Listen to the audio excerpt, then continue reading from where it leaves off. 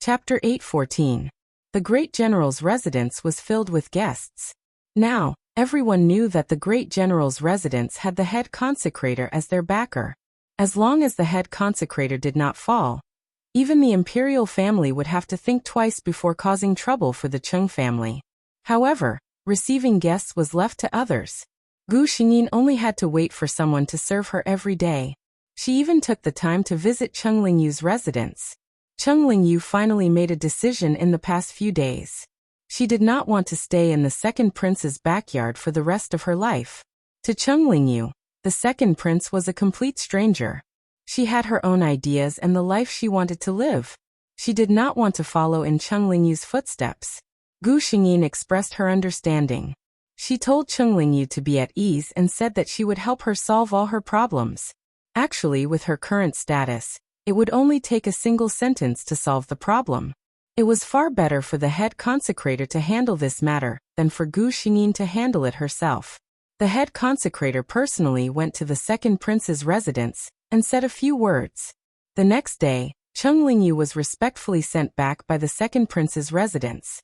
Cheng Lingyu was originally just a concubine with no status, so it was easier to get her back. Gu Xingyin personally went to tell Cheng Tsugong that her fifth sister had been possessed. Fortunately, she had discovered it. Now that she had been reborn and had the talent to cultivate celestial qi, she hoped that her father would treat her well. Of course, General Cheng would not refuse such a small matter. After Cheng Lingyu's matter was settled, Gu Xingyin waited to get married. 2 months later, Cheng Lingyin married the head consecrator in the Xiantian Tower. For the next few years, no one saw their whereabouts. Some said that they were cultivating in seclusion, while others said that they were traveling the world. 10 years later, Cheng Lingyin challenged the Saint of the Netherworld in the far west and won. She became famous in one battle. The Saint of the Netherworld was a master who had been famous in the Tianxian continent for a long time. He had dominated the far west for many years, but he was defeated by Cheng Lingyin, who was not even 30 years old. His talent could be said to be terrifying. Another year later, Cheng Lingyin and her flute swept away the notorious bandit group in the north, the Ice Plain Alliance. It shocked the entire continent once again. In these two battles, Cheng Lingyin had proven her strength to everyone. From then on, when other people mentioned her, they would not say that she was the wife of the head consecrator, but the true #1 talent in the Tianxian land in 1,000 years. Teacher, you're not used to running around with me like this, right? Gu Xingyin looked at the man beside her and felt a little embarrassed. Even though they had been married for many years, she was still used to calling him teacher. In the past 10 years or so, the head consecrator she had seen had always been sitting on the white jade platform. The great high priest reached out to pull the cloak over her shoulders and gently shook his head. No, it's the exact opposite.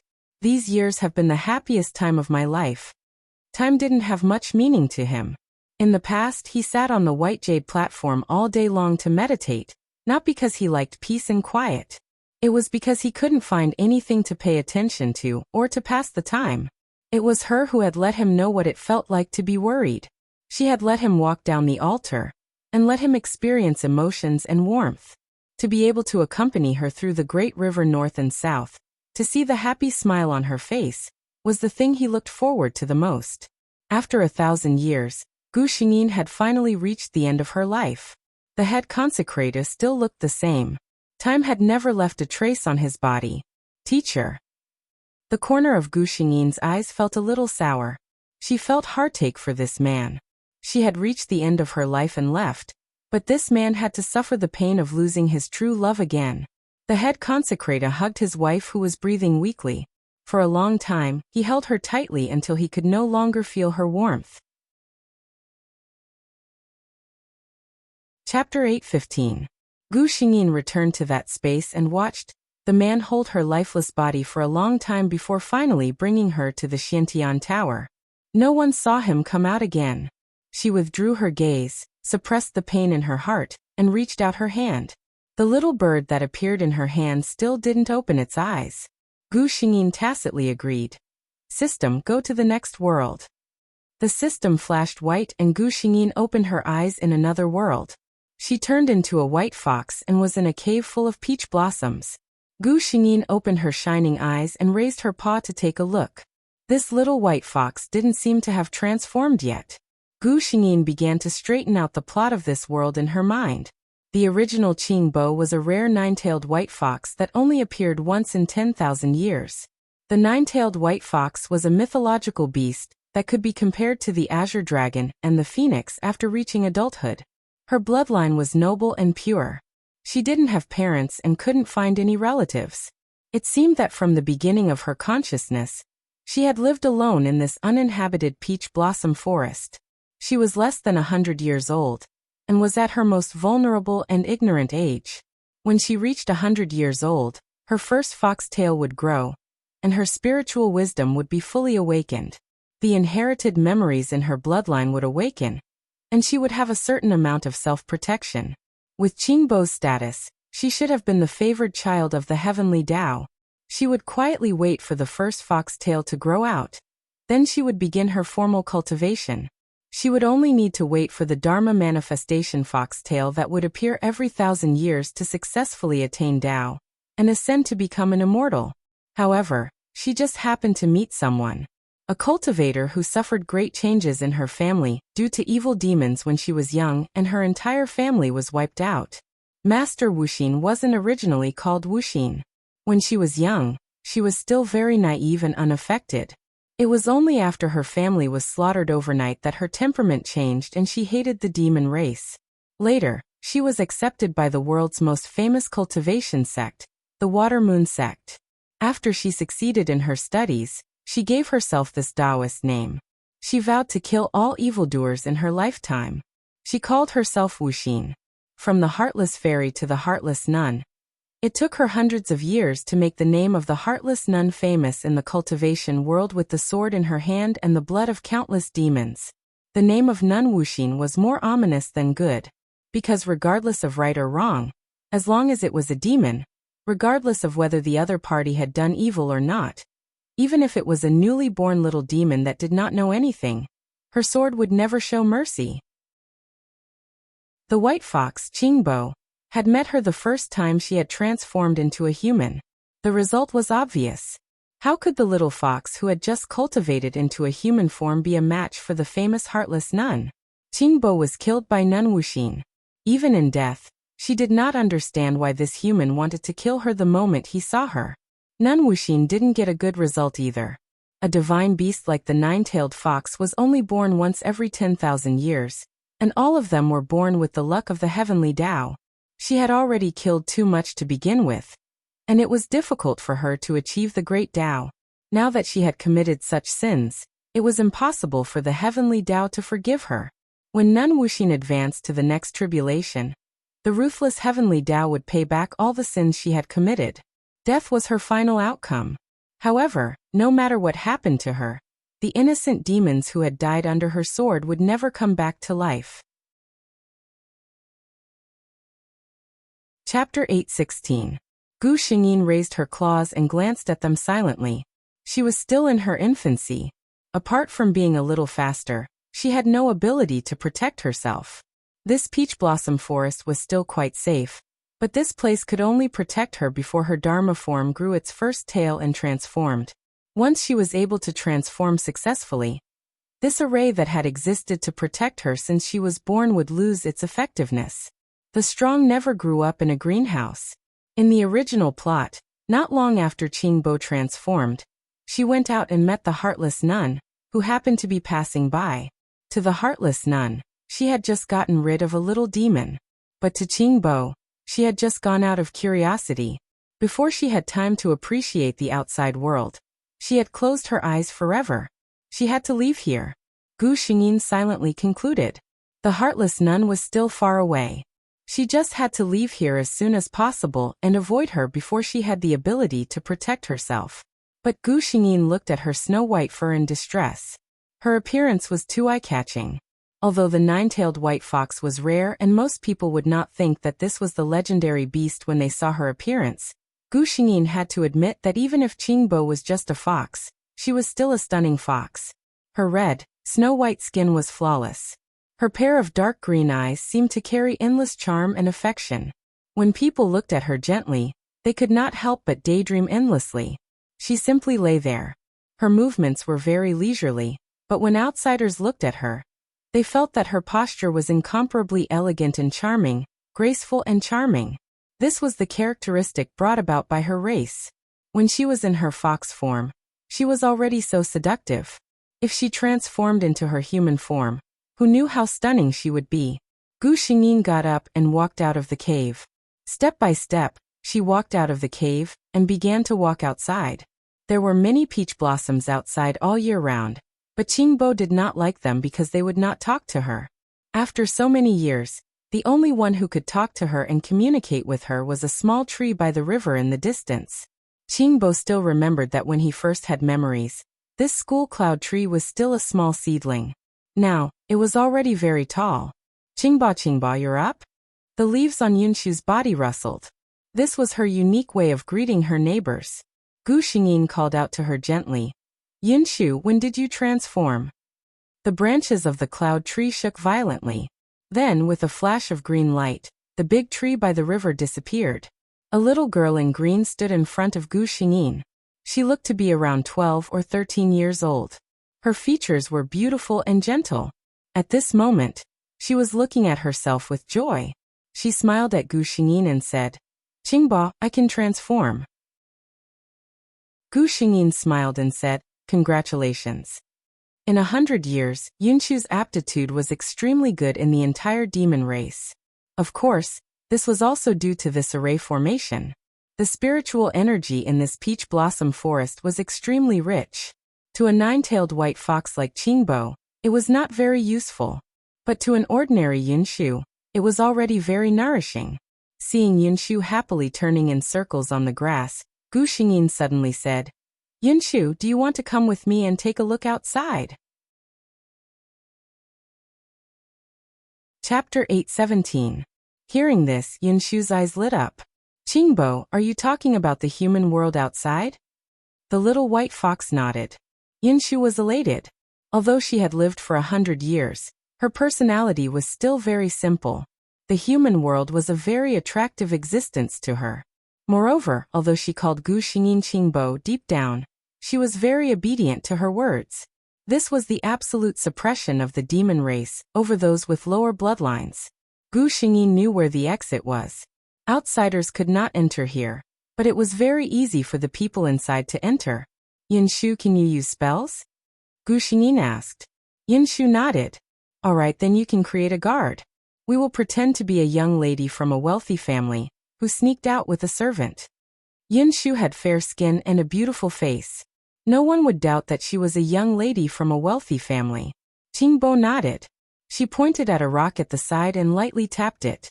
A strong adult man appeared in front of the girl and the fox. He cupped his hands at Yunshu. Young lady. His voice was deep. Gu Xingyin looked at the big man. Although he looked a little slow, his muscles were bulging and he was tall. One look, and one would feel that he was not someone to be trifled with. Gu Xingyin did not plan to go to any place where cultivators lived. She was going to go to the human world. With a guard like this, it was enough. She looked at Yunshu again. Yunshu, this name is not very good. How about you be called Yunshu from now on? Yunshu repeated it twice and happily said, All right, I'll be called Yunshu. The next day, two figures, one big and one small, walked out of the valley that was rarely visited by people. The big one was dressed in black. He was tall and burly and looked like a guard. The small one looked to be 12 or 13 years old. She was dressed in green clothes of unknown texture. Her face was beautiful. One look and one could tell that she was a young lady from a wealthy family. However, the most eye-catching thing was the little thing in the young lady's arms. It was an extremely beautiful white fox. Its entire body was pure white and flawless. At this moment, it was lazily nestled in the little girl's arms. Its pair of clear green eyes were casually looking around. The two of them arrived at a small town nearby. When they arrived at a crowded place, Gu Xingyin became even more conspicuous. Especially some of the girls. When they saw Gu Xingyin's appearance, they almost couldn't walk. Girls had no resistance to this kind of delicate and beautiful furry little fellow. Fortunately, Stone's physique was enough to intimidate people. With so many people watching, no one dared to come up and talk.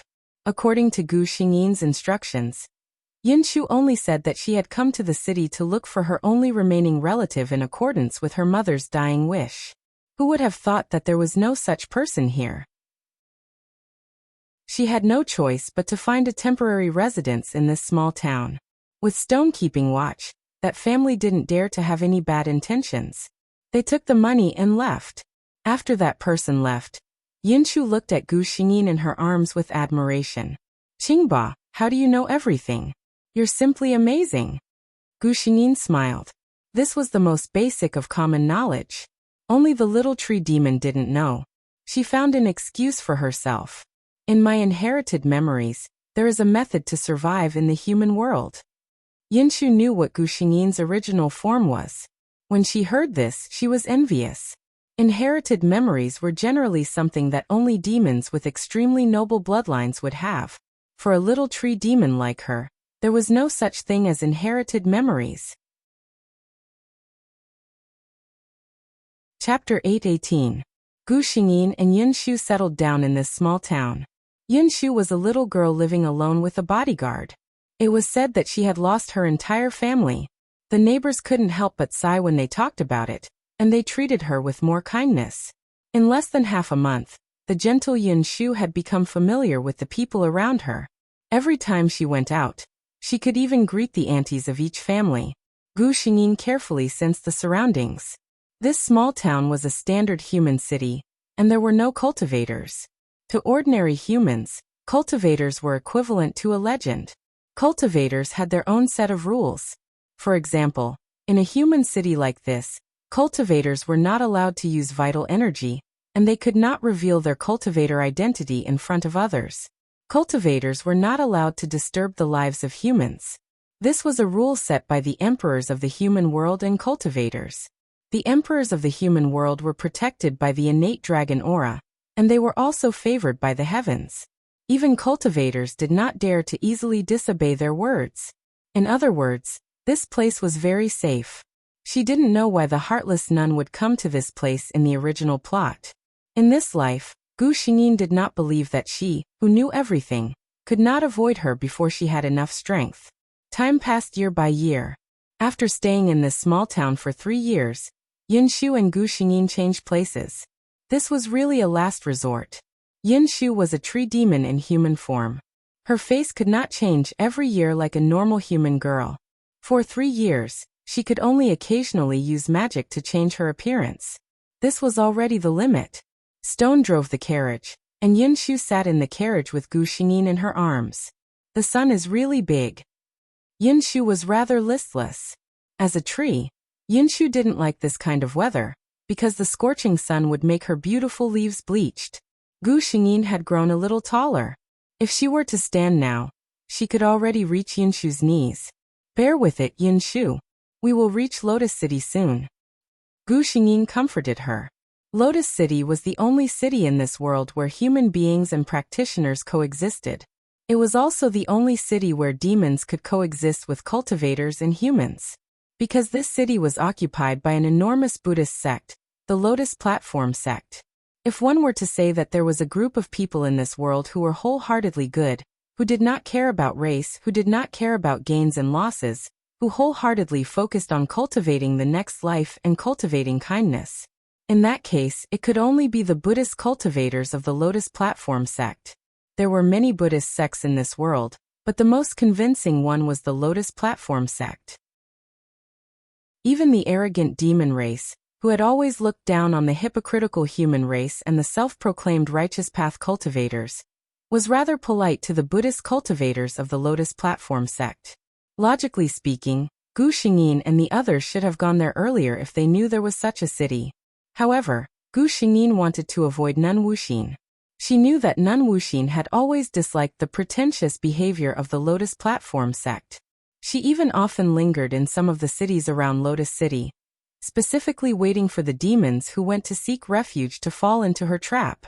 Her behavior had once caused dissatisfaction among some Buddhist cultivators of the Lotus Platform sect. An Arhat even personally came to banish her. However, Nun Wuxin relied on the benevolence of the Buddhist cultivators to not kill her. She actually did not change her ways despite repeated warnings. In Gu Xingyin's words, this old nun was not only vicious and merciless, but also shameless. Chapter 819. This time, she knew that the other party was going to live in a small city in the Lotus Pedestal sect. That was why she held back and did not make a move. Now an elder of the Lotus Pedestal sect finally made a move. He took out the decree of the Lotus Pedestal sect's abbot, stating that the heartless nun was not to appear within 10,000 miles of the Lotus Pedestal sect. The abbot of the Lotus Pedestal sect, Venerable Yuanda, was a powerhouse who was close to ascension. His decree was strictly enforced.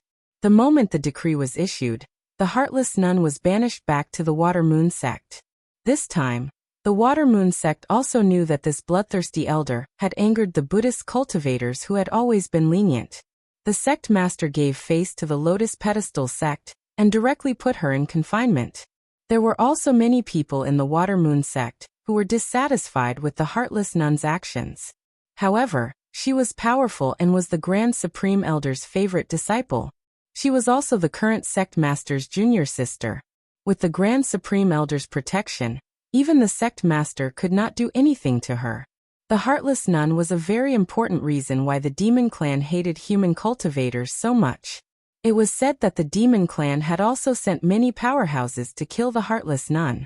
However, this person was not only powerful, but the Grand Supreme Elder of the Water Moon sect, who had always doted on his little disciple, also knew that his little disciple had probably provoked many enemies outside.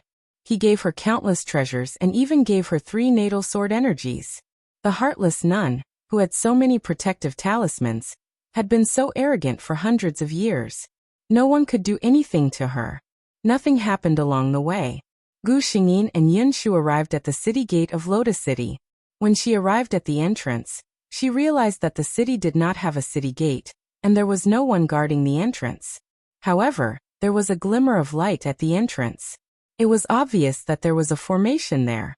She realized that even if there was no one guarding the entrance, everyone who wanted to enter the city was lining up in an orderly manner. There was no one who jumped the queue. Moreover, among these people, there were quite a few demonic cultivators that she could recognize. Yin Shu's cultivation level was not high. Many demon cultivators and humans recognized her, but none of them found it strange. This made Gu Xingyin click her tongue in wonder. At the same time, she became more and more curious about the Lotus Pedestal sect. What kind of sect could build such a city? When a person in front of him entered, a black light suddenly appeared on his body, and he was directly thrown out by the array formation. Many people looked at that person with vigilance. What is this? Gu Xingyin was puzzled. Just as she was about to ask the system, someone beside her spoke up. This is the Lotus Platform sect's kindness-seeking formation, right? It is said that only those with good intentions can enter Lotus City through the formation. If one has evil intentions, the formation will not let them pass. There was such a thing? Gu Xingyin couldn't help but find it interesting. Indeed, the existence of such a formation was more reliable than any guards. However, to maintain such a formation, one would need absolute strength to do so. Soon it was Gu Xingyin and Yin Shu's turn. Both of them were people with pure minds. They had never done anything bad and had no debts. Naturally, they passed through the kindness-seeking array without any suspense. However, the stone returned to its original form under the kindness-seeking array. Yin Shu looked at the stone that had returned to its original form. She couldn't help but squat down and pick it up. A demon beside her had been watching her for a long time. When he saw her, he walked over. "Little tree demon, why are you picking up such a stone?" Chapter 820. Yin Shu did not expect that someone would be able to identify her so easily. She blushed and asked with widened eyes, How did you know that I'm a tree demon?" The man smiled confidently. "Not only do I know that you're a little tree demon, I also know this." He pointed at Gu Xingyin in her arms. "This little fellow is also a little monster that hasn't transformed."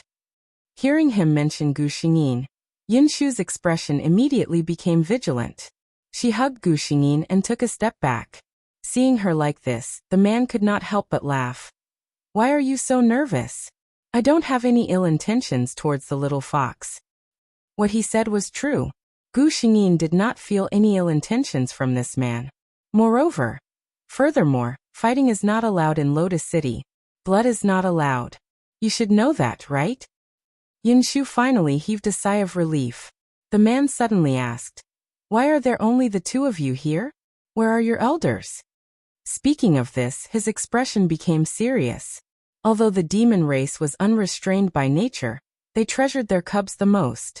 Every demon cub was the most precious treasure, and should be guarded by an adult demon, until they had the strength to protect themselves. Why did these two little fellows come to Lotus City alone? However, Yin Shu's response was a blank expression. What cub was precious? She had always grown up alone. Looking at her expression, the man immediately understood. Don't tell me. You've always been outside by yourself? Yin Shu remembered that Gu Xingyin had told her not to mention the peach blossom forest and nodded. The man held his forehead. He did not expect that he would ask about two wild cubs. Looking at their appearances, one of them had just transformed, and was at most a little stronger than a cultivator in the qi refining stage. The other one was still in her infancy stage. You're lucky to be able to come to Lotus City so smoothly, he said with a sigh. Are you willing to come with me? In Lotus City, we demon cultivators have our own place. He asked. Yin Shu was still at a loss, but Gu Xingyin called out softly to express her agreement. Since Gu Xingyin was willing, Yin Shu would not object. The man looked at Gu Xingyin in amazement and praised. It's a beautiful and clever little guy. As he walked he said, my name is Xian. My original form is a black panther. It's fate that we met today. Speaking of which, why are you still holding this stone? Yin Shu smiled shyly. Shirtu has protected us for a long time. I'm a little reluctant to part with him. Protection? Xian thought of Stone, that big guy. Perhaps he had intimidated a lot of people in the human world. He had a pure and innocent heart. Xian brought Tree and Fox to a courtyard. Bodhi Granny, I've brought two cubs. Gu Xingyin was surprised to see Xian lowering his head with a sincere and respectful look. Along the way, she had a rough understanding of Xian's personality. He was carefree and unrestrained. What kind of person could make him so respectful? Soon, she would know what kind of person he was. The courtyard door opened. Gu Xingyin was carried by Yin Shu and followed behind Xian. There was a very tall tree planted in the courtyard, and there were many beautiful flowers growing there as well. However, no one would see these at first glance when they entered, because there was another person sitting in the courtyard. Chapter 8:21. The person was a woman, but she was wearing an ordinary green monk's robe. Her hair was tied up in a bun with a wooden hairpin. Her attire, which was neither fish nor fowl, did not look out of place at all on her. She did not look old. In fact, she looked very young, probably not more than 30 years old. However, if one looked at her temperament, one would know that this was not something a 30-year-old person should have. She simply sat there, but it was as if all the troubles in the world were far away, leaving only this pure land in front of one's eyes. Yin Shu stared blankly at the woman and mumbled, "What a beautiful sister, just like. Just like what?" Her eyes suddenly lit up and she said, "Just like those female bodhisattvas in the temples." When she was still in the human city, she went to a few temple fairs. The female bodhisattvas in the temples also looked like this. Their faces were calm and compassionate, always looking at the world with kindness. Xian blinked his eyes and looked at Yin Shu with a dumbfounded expression. Sister? She really dared to call her that. Then he looked at the woman carefully. Bodhi Granny, this cub doesn't know anything. The woman smiled at him. Are you afraid that I'll be angry with two children? Xian smiled embarrassedly. The woman waved at Yin Shu, her eyes filled with unconcealable fondness. Child, come here. Yin Shu liked this sister's aura very much, so she walked over. What's your name? Yin Shu answered obediently, Yin Shu. The woman smiled and nodded. That's a good name. She continued. You can't call me sister, you should call me Granny. My name is Bodhi, you can call me Bodhi Granny too, right? Yin-shu knew that granny was a form of address for the elderly. This woman did not look old at all, so why was she called granny? Yin-shu kept her doubts to the bottom of her heart, and did not dare to ask too much. She obediently called out, "Bodhi granny." Gu Xingyin also called out, but her voice was only the cry of a cub. When Bodhi granny's gaze fell on Gu Xingyin, she paused and said, "This little one is not ordinary. What's her name?" Yin-shu hurriedly replied, "Bodhi nanny." "Her name is Qingbo." Bodhi nanny stared at Gu Xingyin's watery eyes and nodded. "This name suits you." The man and the fox settled down in this small courtyard. It wasn't until a long time later that Gu Xingyin understood something. Bodhi granny's true form was originally a Bodhi tree at the entrance of the Lotus Pedestal sect. After listening to the Buddhist teachings of the Lotus Pedestal sect every day, she actually developed a root of wisdom and cultivated a human form. Since she had cultivated a human form, she no longer stayed at the entrance of the sect. Instead, she wore a monk's robe and tied her hair into a bun, becoming a lay disciple of the Lotus Platform sect. Taking in a demonic cultivator, and a female demonic cultivator at that, as a lay disciple, one could see the tolerance of the Lotus Platform sect. In terms of Buddhist teachings, there were probably many disciples of the Lotus Platform sect who were not as proficient as Bodhi granny. Not long after, demonic cultivators would come to this small courtyard to pay their respects to Bodhi granny. However, only Yin-shu and Gu Xingyin remained in her courtyard to cultivate. Bodhi granny seemed to like Yin-shu a lot, because they were of the same race. Not only did she personally teach her cultivation techniques, but she also frequently tested her. As for Gu Xingyin, she let her do as she pleased. Chapter 822.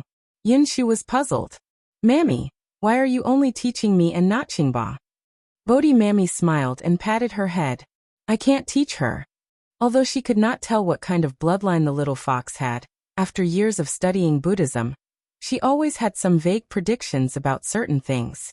This little fox was not simple. She was afraid that she didn't have the qualifications to teach her. Bodhi mammy didn't care about her, so Gu Xingyin was happy to be free. After all, after she transformed, she would be able to unlock her inherited memories. There would naturally be the most suitable cultivation method for the nine-tailed Arctic fox to cultivate. Therefore, she really didn't need to be anxious. She began to walk outside. Those who could enter Lotus City were all kind-hearted people. Therefore, no one would have any bad intentions towards a little fox. At most, they would look at her and praise her as a pretty little fellow. Gu Xingyin heard two people talking beside her. An elder from the Lotus Pedestal sect is going to give a lecture on Buddhism. Let's quickly go and get a seat. Okay. Gu Xingyin was curious. From the looks of it, this wasn't the first time the Lotus Pedestal sect was giving a lecture on Buddhism. Moreover, it didn't seem to be taboo for outsiders to listen in. She had always been interested in the Lotus Pedestal sect, so she followed the two people for a while. A huge Buddhist temple appeared in front of her. On the plaque above the main door, the words Lotus Pedestal Sect appeared in front of her. Just by staring at these three words, Gu Xingyin felt her mind become clear. Some small worries and troubles seemed to disappear with it. At the same time, some problems that had been troubling her for many days were easily solved. These three words must have been written by an almighty Buddhist. Gu Xingyin had always respected this kind of almighty, not to mention that she had just benefited from it. Therefore, she clasped her two paws together and bowed to the plaque. Amitba, this little benefactor is quite spiritual. A gentle voice spoke from beside her. Gu Xingyin turned her head and saw a kind-looking old sorcerer smiling at her. There were two little novice monks standing behind him, looking at him with a grin. Only then did Gu Xingyin remember what she looked like now. A fox was bowing to a plaque. No wonder the two novice monks were smiling so. She turned around and ran through the door. A novice monk couldn't help but laugh out loud. The old mage turned his head and sighed helplessly. You two are still laughing at him. Your wisdom is not even half as good as his. The young novice monk held back his laughter and said, This disciple knows. This disciple doesn't have any other meaning. I just feel that the little fox's appearance is really too cute. The old mage recalled the scene just now and couldn't help but smile. Forget it, you can leave. Gu Xingyin entered the Lotus Pedestal sect unimpeded. She didn't know how magnanimous this sect was. She was a Yao cultivator, but she had entered the sect's restricted area. So many people had turned a blind eye to her. Weren't they afraid that she would steal something? In fact, she was overthinking things. The Lotus Pedestal sect had been famous for so many years. Countless cultivators and Yao cultivators had come because of its reputation, but there had never been any bad rumors. One of the most important reasons was that the guests who came here were all kind-hearted and upright people. Another reason was the strength of the Lotus Pedestal sect itself. Their powerful strength gave them enough confidence. After making several turns, Gu Xingyin realized that she was lost. Chapter 8:23. After all the rooms in the Lotus Pedestal sect were built to look the same. After she walked around twice, she helplessly found that she couldn't tell north from south anymore. At this moment, she faintly heard the voice of a young novice monk. Martial Uncle Yuan Xiu isn't going to attend the assembly today? It's said that Martial Uncle's Dharma has reached a bottleneck, and he's now in seclusion, so he won't be going today. Gu Xingyin's eyes lit up, and she walked towards the place where the voice came from. However, when she walked around there, the young novice monk was nowhere to be seen. She helplessly lay on the ground and simply enjoyed the scenery in the courtyard. Let's rest for a while.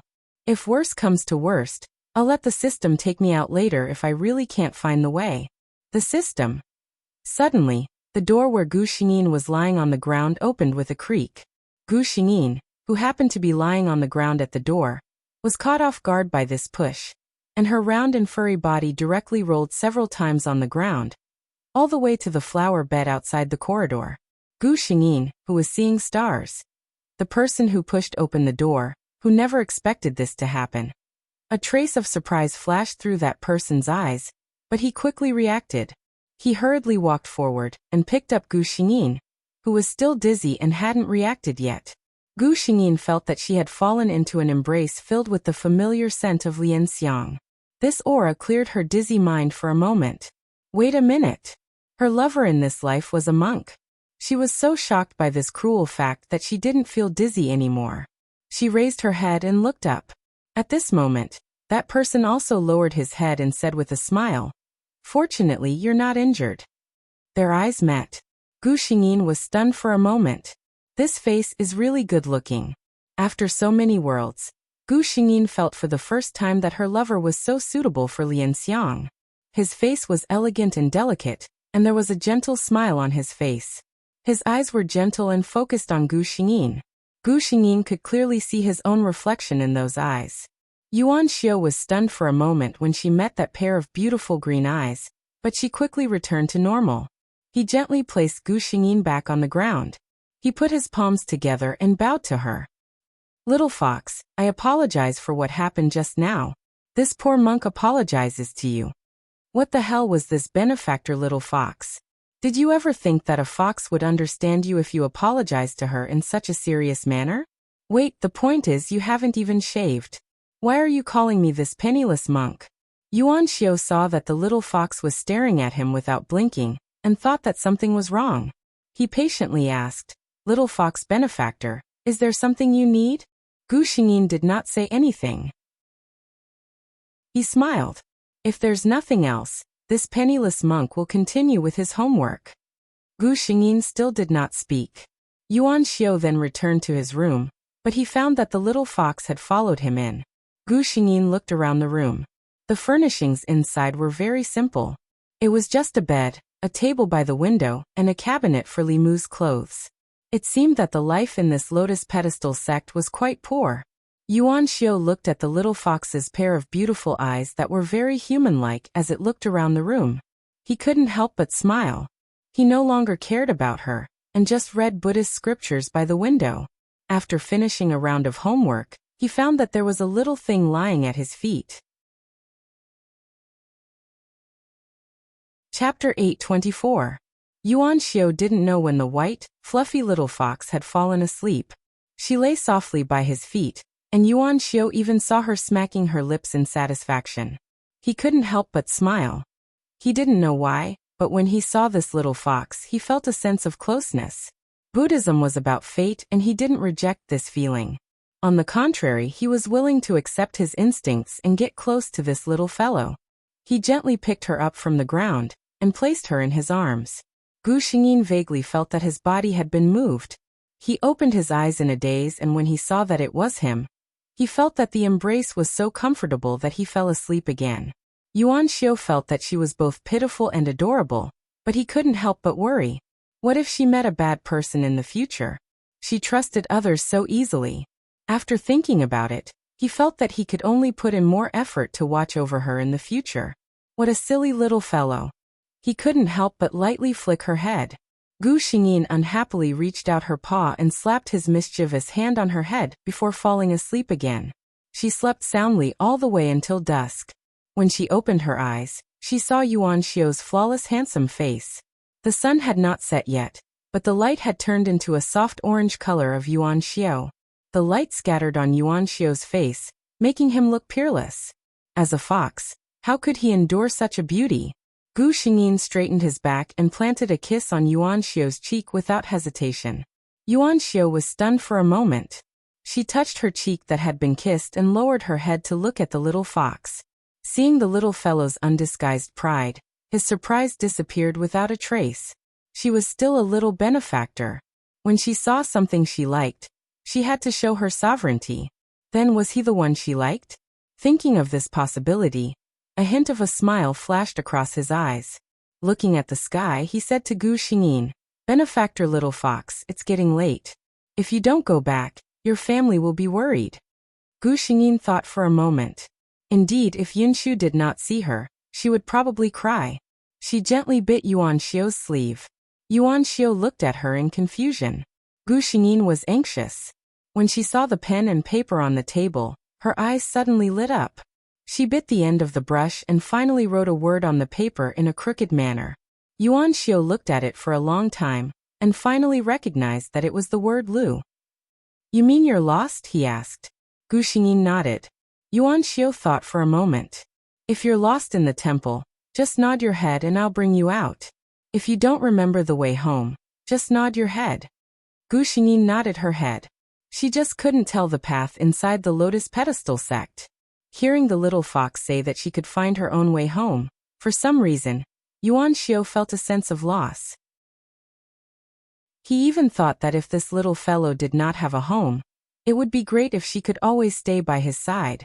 In the next moment, he was frightened by his own selfish thoughts. How could he have such thoughts? Amitabha. He hurriedly put his hands together and chanted the name of Buddha, hoping that Buddha would not blame him. Chapter 825. Yuan Xiu carried Gu Xingyin out of the courtyard. Along the way, the disciples of the Lotus Pedestal sect were very surprised to see him carrying a little fox in his arms. Gu Xingyin heard these people address Yuan Xiu as Martial Uncle, and some even addressed him as Grandmaster Xiao. She could not help but feel a little surprised about his identity. It seemed that this little monk who had not even finished shaving his head was not an ordinary person. Yuan Xiu did not seem to be walking very fast, but in fact he arrived at the entrance of the Lotus Pedestal sect very quickly. He gently squatted down and placed Gu Xingyin on the ground. He said softly, "Little fox benefactor, can you walk back on your own?" Gu Xingyin nodded. Yuan Xiu looked at her and suddenly felt a little reluctant. After parting today, it would be very difficult for us to meet again, right? He sighed and silently chanted a few words of Buddhism. He put away the melancholy in his heart and told himself that everything was fate. Suddenly his robe was tugged at. He lowered his head and saw that the little white fox was using her claws to tug at his robe. When she saw that he was finally looking at her, she let go of his robe and stretched out a paw to shake it at him. He could not help but smile. The melancholy he felt just now disappeared without a trace. "Little fox benefactor, goodbye." He said goodbye to her in a serious tone. The passers-by did not find it strange when they saw the people of the Lotus Pedestal sect talking to a fox. There were many strange people in the Lotus Pedestal sect. After Gu Xingyin said goodbye to her lover, she ran back. It was almost dark. She had never been back so late. Yunshu was probably worried. Sure enough, halfway through, Gu Xingyin saw a familiar figure. Qingbo Yunshu, who was anxiously walking on the street, saw Gu Xingyin running on the road. She called out to her in surprise and squatted down to pick her up. Qingbo, where did you go? I was so worried. Yunshu could not help but complain. She was really anxious. Ever since she was conscious, she had always lived in that peach blossom forest. The only person who could communicate with her and grow up with her was Qingbo. Although Bodhi Granny was a good person now, Qingbo was the most important person in Yunshu's heart. Gu Xingyin also knew that she had made her worried today, so she very consciously called out to her. I'm sorry, Yunshu. I went to the Lotus Platform sect and forgot to tell you. How could Yunshu really be angry with her? It was just that he spoke a little too harshly in a moment of desperation. Soon, Gu Xingyin's coaxing made her laugh, and he carried her back. You're back. Bodhi Nanny smiled as she watched the two of them walk back. I told you that nothing would happen to you in Lotus City, but Yunshu was so worried that she insisted on going out to look for you. I couldn't persuade her otherwise. Gu Xingyin's heart warmed slightly. She called out to Yunshu softly, and only snuggled in her arms without saying a word. Bodhi Nanny looked at the two of them, and wanted to laugh. She waved her hand and dismissed them. All right, you two must be tired. There is food in the room. Rest early after eating. The next day, Gu Xingyin went to the Lotus Platform sect again. This time, she told Yunshu and Bodhi Nanny in advance that she would be back at night, and that they did not need to worry. Yuan Xiao. Gu Xingyin did not know that after she went out, Bodhi Nanny was sitting alone in the courtyard, muttering that name in a slight daze. Chapter 826. This time, Gu Xingyin knew the way and accurately found Yuan Xiao's house. Yuan Xiao was chanting Buddhist scriptures as usual when someone knocked lightly on the door. At first, he thought it was a disciple from the sect looking for him, and was wondering why the other party didn't say anything. Then he saw the door open a crack and a small white figure squeezed in. He was surprised and delighted. Benefactor Little Fox? Gu Xingyin paused when she heard this name. Being called Benefactor Little Fox was really not nice. She huffed and puffed as she ran to Yuan Xiao's side. Then she climbed up his thighs with familiarity. Yuan Xiao smiled as he watched her act of not being shy with strangers. Then Gu Xingyin once again struggled to bite the pen. With the movement of the pen tip, the two crooked words Qingbo finally took shape. Qingbo. Yuan Xiao softly read it twice and looked at Gu Xingyin. Is this your name? Gu Xingyin nodded her head vigorously. Yuan Xiao looked at her pair of watery eyes and couldn't help but reach out his hand to touch them. I wonder who gave you such a name? He muttered in a low voice. Gu Xingyin blinked her eyes. No one gave her a name. From the moment she could remember, she knew that she was called Qingbo. Yuan Xiao looked at Gu Xingyin with a complicated expression. Of course, he knew that it was impossible for ordinary beasts to enter Lotus City. Even if there was, it couldn't be this little fox. With just one look, Yuan Xiao knew that this was a demonic beast that hadn't grown up yet. To be able to enter Lotus City, one must have been recognized by the Lotus Platform sect. But logically speaking, it was not good for him to get close to this little fellow. After all, although the little fox had not transformed, her intelligence was no different from that of an ordinary child. Benefactor Little Fox was just like a little girl. How could he, a monk, have the nerve to get close to her? But looking at Gu Xingyin lying softly on her body with a look of dependence, Yuan Xiao felt that she was thinking too much. Qingbo was just a human child. What could she know? As long as his mind was calm, why would he bother to be disturbed by these factors? Therefore, he convinced himself to keep Gu Xingyin by his side. Gu Xingyin liked the feeling of watching him quietly as his lover. Not long after, all the disciples of the Lotus Platform sect knew that there was an extremely beautiful and intelligent little fox by martial uncle Yuan Xiao's side. That little fox was not raised by martial uncle Yuan Xiao. Instead, it ran over from the outside. Every time martial uncle Yuan Xiao meditated and chanted, she would lie there to accompany him. Occasionally, she would shake her head along with the sound of the wooden fish, as if she could understand it. Gu Xingyin quickly won the hearts of all the disciples of the Lotus Platform sect. The world was more tolerant of beautiful things. Not to mention, Gu Xingyin's current appearance was not only beautiful, but also very innocent and harmless. Gu Xingyin also learned a lot about her lover during this period of time. For example, although Yuan Xiu was young, he was the disciple of the Lotus Platform sect's guardian elder, Venerable Jingming. Venerable Jingming's seniority was one generation higher than the sect master, Venerable Yuanda. Therefore, Yuan Xiu's status in the Lotus Platform sect was considered to be extraordinary. Yuan Xiu's comprehension of Buddhism was also extremely high. Even the sect master, Venerable Yuanda, personally admitted that in terms of comprehension, he could not compare to this little junior brother. However, no one knew why martial uncle Yuan Xiu had not shaved his head for so many years, even though he lived in the Lotus Platform sect. Therefore, strictly speaking, Yuan Xiu was not a true monk. He could only be considered a lay disciple of Buddhism. Chapter 8:27. After Yuan Xiu finished his evening lesson, he packed up and walked out of the door. The Lotus Pedestal sect was very quiet at night. The Buddhist disciples usually had a good schedule, and most of them were ready to sleep at this time. Yuan Xiu came to the door of his master, Venerable Jingming's room. Master. The door was opened and Yuan Xiu walked in. Venerable Jingming sat on a praying mat. There was another praying mat in front of him. Yuan Xiu went forward and sat down. Master, can I shave my head? Yuan Xiu did not know how many times he had asked this question. Venerable Jingming was thin and his face was very peaceful. He looked at his little disciple lovingly.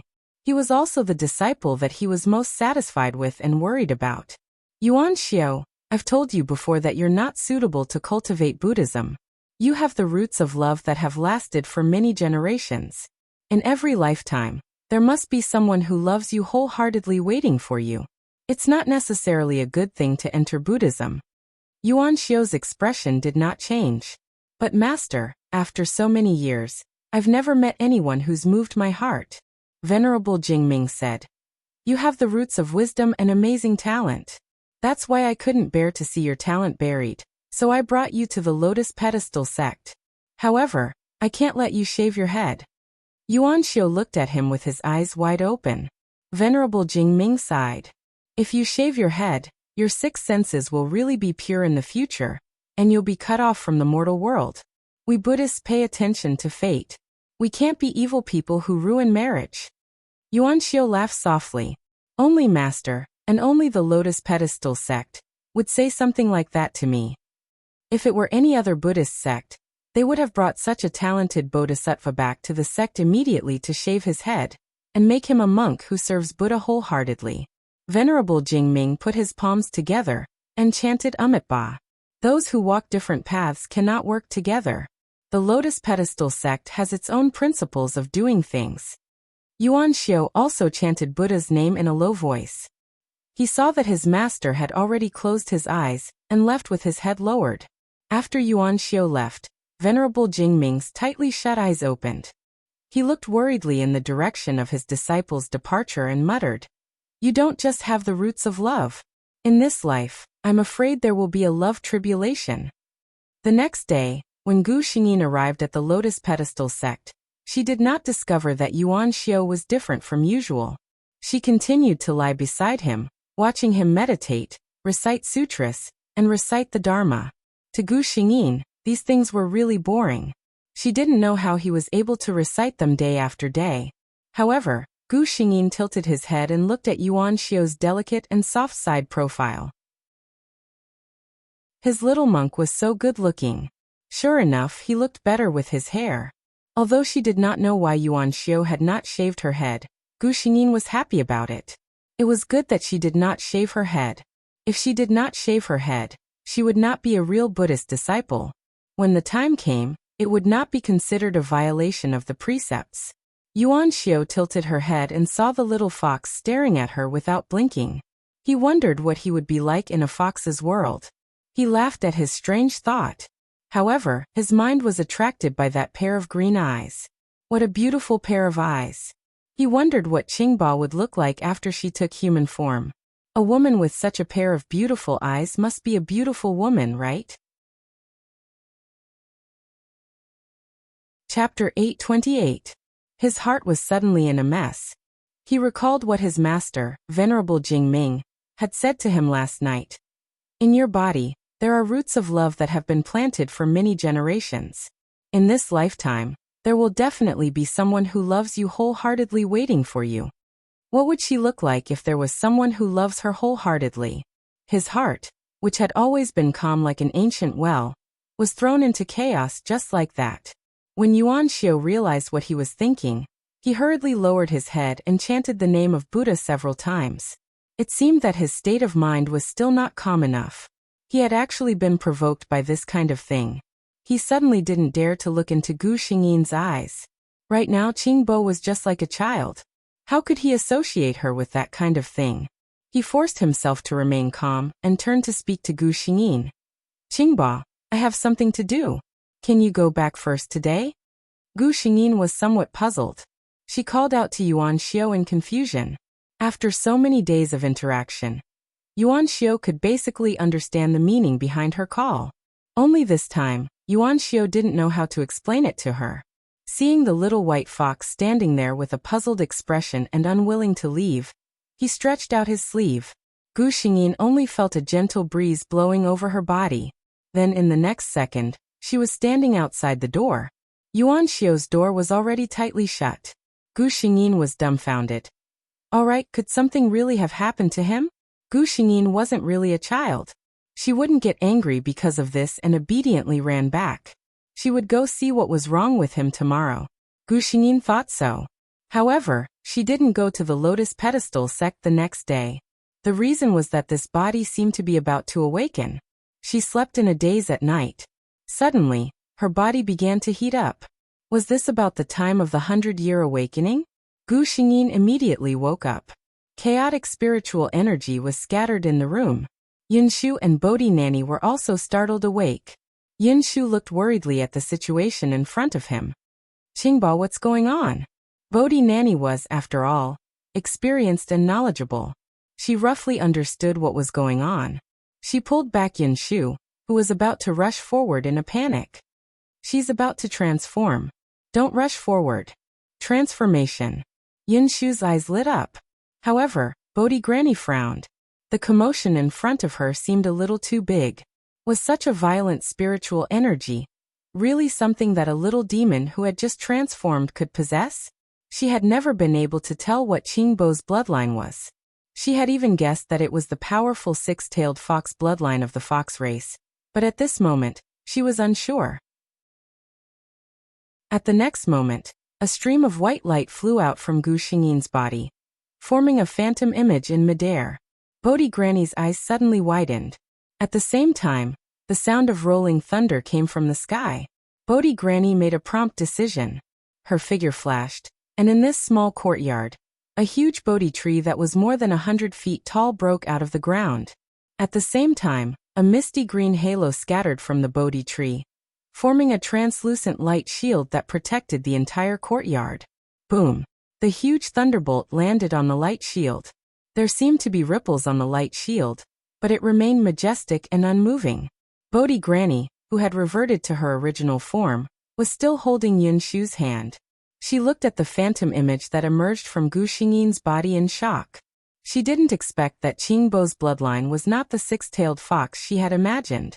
Instead, it was one of the most noble bloodlines of the demon race, the nine-tailed celestial fox bloodline that only existed in legends.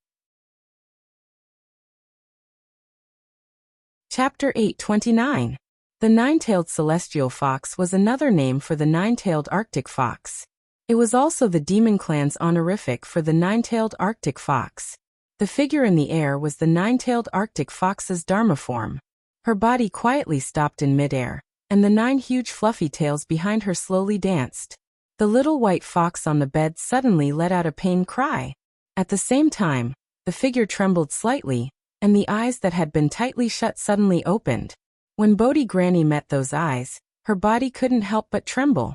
She forcibly suppressed the urge to kneel and lowered her head to look at Yunshu, whose face had already turned pale. A wave of vital essence was transmitted through their clasped hands, and Yunshu's complexion finally looked better. The nine-tailed Arctic fox had the same jade eyes as the little white fox on the bed. However, Qingbo's eyes were incomparably beautiful. However, this pair of jade eyes was extremely beautiful and contained endless loftiness and allure. One look was enough to make people sink. Bodhi Granny felt that if she hadn't been immersed in the Dharma all year round, she was afraid that she would have fallen for such a pair of eyes. Her hands that were hidden in her sleeves had already secretly formed a seal. This was her body's automatic reaction when facing a powerful opponent. At the same time, many people in Lotus City were attracted by the abnormal astronomical phenomenon. When they saw where the phenomenon came from and saw Bodhi Granny's true body revealed, they all expressed their understanding. Bodhi Granny's cultivation has improved again, right? I see that the thunderbolt is very powerful. Bodhi Granny must have a great breakthrough. Many people had envious looks on their faces as they sighed. This was also the reason why Bodhi Granny had released her true body at the first moment. She had many ways to resist the power of the thunderbolt, but she had chosen the method that consumed the most vital essence. Although the nine-tailed Arctic fox was the demon clan's supreme bloodline, not all demon clans were willing to have such a king appear out of nowhere. Before Qingbo had enough power to protect herself, it was best not to expose her identity in front of others. The pressure in the room grew stronger and stronger. Even with Bodhi Granny's protection, Yunshu's face was already abnormally red. After all, she was too young and her cultivation was too weak. The pressure of the nine-tailed Arctic fox's bloodline, even if it was just an illusory image, was not something she could withstand. At this moment, the white fox's 9 huge tails, and the leftmost tail slowly solidified. Bodhi Granny moved her hand, and Yunshu's figure disappeared from the room. In the next moment, she appeared under the tall Bodhi tree in the courtyard. A Bodhi tree emitted a green halo, silently protecting her. In the room, Bodhi Granny quietly watched the white fox condense the first of its 9 tails. The nine-tailed Arctic fox's Arctic fox Dharma was, and the nine-tailed white Arctic fox's Arctic fox's Arctic fox's Dharma, and Arctic fox white Arctic fox's white Arctic fox white. At the same time, the little white fox's body gradually changed. Its small body gradually elongated, and the figure of an adult woman appeared in front of Bodhi Granny's eyes. Looking at that face and those eyes, even Bodhi Granny couldn't help but gasp. Looking back with a smile, she was a beauty that could cause the fall of a city. No wonder no matter what kind of rumors, the nine-tailed Arctic fox was a femme fatale, who could bring disaster to the world. Chapter 830. Gu Xingyin opened her eyes and suddenly realized that her body had changed. She raised her left hand and saw a flawless human palm that was as white as jade. Did she transform? Gu Xingyin looked at Bodhi Granny, who was standing at the side, and looking at her with a complicated expression.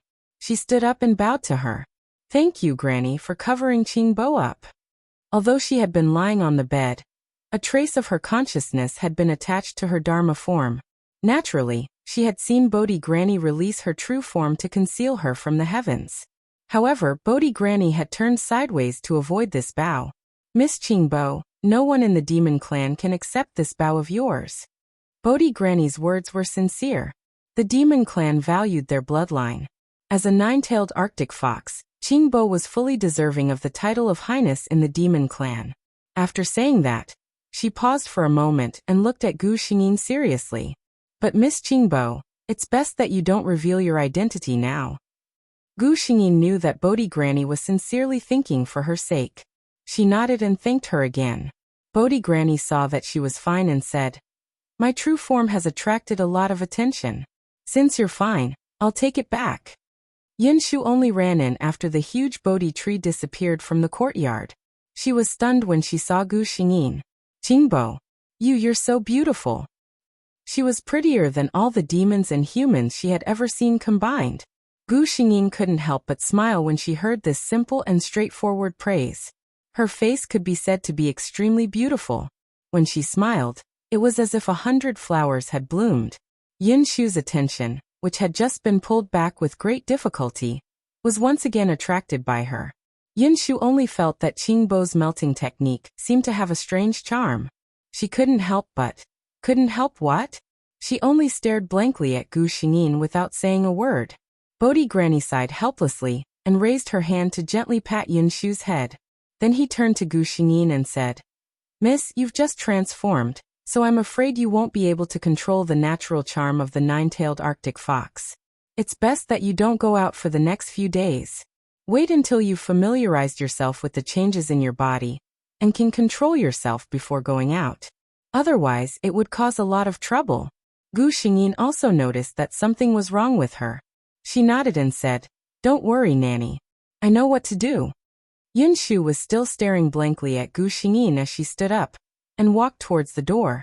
Her white dress was automatically transformed when she transformed. It was hard to tell what style it was, but Yin Shu felt that it was very elegant and beautiful. But this was nothing compared to the way she walked. The wind blew the willows, and the willows swayed in the wind. For some reason, Yin Shu recalled a few scripts she had read when she was in that small human town. Her delicate steps were incomparably exquisite. In the past, she couldn't imagine what it would be like until she saw Qingbo today. Gu Xingyin had been staying in the courtyard for the past few days. Bodhi Granny was right. She had just transformed, so she couldn't control the natural charm of the nine-tailed Arctic fox. When she saw Yin Shu unconsciously being affected by her own aura, she knew. At the very least, she had to be able to control it freely before she could go out. Otherwise, as Bodhi Granny said, it would cause bad consequences. In addition, after her awakening, the unique cultivation method of the nine-tailed Arctic fox clan appeared in her mind. She had to organize it properly. Chapter 831. By the time Gu Xingyin came out of her little seclusion, 10 days had already passed. She pushed open the door to the courtyard and Yin Shu ran over immediately. She looked at Qingbo. Qingbo was still so good-looking. However, the feeling that made people unable to control themselves when they saw him was gone. Bodhi Nanny did not expect Gu Xingyin to come out so quickly. She thought that Gu Xingyin would take at least a month. Was she really a nine-tailed Arctic fox? How could his talent be so shocking? Gu Xingyin felt that she had only sat for a while, and 10 days had passed. Time passed so quickly that it was frightening. She really wanted to see Yuan Xiao now. She had not gone to look for him for 10 days. Would he be worried? No, Buddhist cultivators had always been indifferent. She did not know if he still remembered her. Gu Xingyin thought for a while. After saying a few words to Yin Shu and Bodhi Granny, she turned back into a little white fox and walked on the familiar path. Yin Shu did not feel that anything was wrong. But Bodhi Granny was stunned when she heard that Gu Xingyin was going to the Lotus Pedestal sect to look for a little monk. She had a deep relationship with the Lotus Pedestal sect and could be considered half a guardian. Naturally, she knew some things very well. For example, Venerable Jing Ming's disciple, Yuan Xiao, had not shaved his head because he was not pure of love. Now that a nine-tailed Arctic fox had turned into Qingbo and ran into the Lotus Pedestal sect, she could not help but think. With Qingbo's appearance, even a naturally emotionless Buddha would not be able to remain unmoved, right? She was in a daze for a long time before she finally sighed. It was all fate. What was the use of thinking so much? Lotus Pedestal sect. Yuan Xiao was meditating in his room. The wooden fish was knocked again and again, but his heart was not as calm as usual. 10 days. Today was the 11th day. Benefactor Little Fox had not appeared outside his room for 10 whole days. That day, he sent Benefactor Little Fox away because his heart was in a mess. Demons were all sentient, so was the little fox benefactor angry? She was angry, so she didn't want to talk to him anymore? Did that mean that she would never come back again? The sound of the wooden fish, which had been steadily striking in the room, suddenly became disordered, just like Yuan Xiao's flawless state of mind. The door was suddenly knocked a few times. The sound of the wooden fish stopped. Yuan Xiao could recognize this voice. The disciples of the sect would not knock on the door like this. He slowly turned his head, and the door just happened to open a crack. A familiar white ball squeezed in. Gu Xingyin looked up and saw the smile on Yuan Xiao's face. It was like a gentle breeze blowing through the clear water, creating a circle of gentle ripples. Benefactor Little Fox, you're here. It was as if those 10 days had never appeared. Every time Gu Xingyin appeared, she would appear. Yuan Xiao greeted her with a smile. He knew that her name was Qingbo, but he always liked to call her Little Fox Benefactor. Little monk, I'm much older than you. You have no respect for your elders. Gu Xingyin snorted softly. Yuan Xiao was stunned by the sweet and crisp voice. He looked at Gu Xingyin carefully and said, Congratulations, Benefactor Little Fox. Gu Xingyin snorted. I told you that my name is Qingbo, don't call me Little Fox. Yuan Xiao readily followed her advice. Benefactor Qingbo, this little monk's Buddhist name is Yuan Xiao. So don't call him Little Monk. Gu Xingyin understood what he meant. Seeing that he was still studying the Buddhist Dharma, he walked to his side, leaped lightly and lay on top of him. This time, Yuan Xiao's body froze for a moment. Chapter 832. He knew that something was different. In the past, the little fox, Benefactor Qingbo, had gained intelligence but could not speak. He could still tell himself to treat her purely as a sentient animal. But now Benefactor Qingbo had obviously made a great breakthrough and could speak. She should be able to successfully transform in the future. Listening to her soft and sweet voice, she was obviously a girl. But now she was still lying on top of him as usual. Wasn't that a little wrong? Yuan Xiao was a little distressed. It seemed that he should avoid it. Gu Xingyin certainly sensed the change in him, and could roughly guess what he was thinking. This was also the reason why she did not tell him that she could transform into a human. Although she did not shave, Yuan Xiao had cultivated the habits of a Buddhist disciple in the Lotus Platform sect. If he knew that she could transform into a girl, he would definitely not dare to let her get close to him. How could Gu Xingyin allow this to happen? She said lazily. Yuan Xiao, are you feeling very uncomfortable right now? Yuan Xiao didn't expect Gu Xingyin to be so direct. He put his palms together and chanted a Buddhist mantra in a low voice. Benefactor Qingba, there are clear rules in Buddhism. Our disciples are not allowed to get close to women. Gu Xingyin interrupted him. Can I be considered a woman in my current form? Yuan Xiao answered instinctively. Benefactor Qingbo, you should be able to transform in no time. Gu Xingyin yawned lazily and said, I'm just a straight white fox. You can just treat me as a fox too. Buddhist disciple, you are so pretentious. Was this how pretentious was used? Yuan Xiao did not know whether to laugh or cry. But after thinking for a while, he lowered his head and said Ba. Benefactor Qingbo is very right. I have learned from you. He would just treat Benefactor Qingbo as a little fox. On this day, with Gu Xingyin's company, Yuan Xiao practiced Buddhism for a whole day without any distracting thoughts.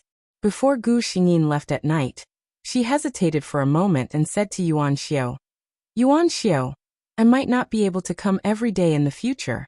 Don't be surprised if you don't see me. She was about to officially start cultivating and couldn't be as idle as before.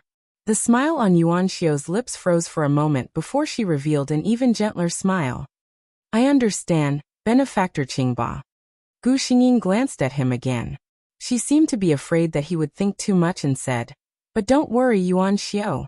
Even if I can't come every day, I will still think of you. You're so pretty. You're my favorite. Yuan Xiao couldn't help but laugh out loud. She nodded again. I understand, Benefactor Qingba. He watched as the white ball walked further and further away until it disappeared from his sight. He closed the door and sat down again.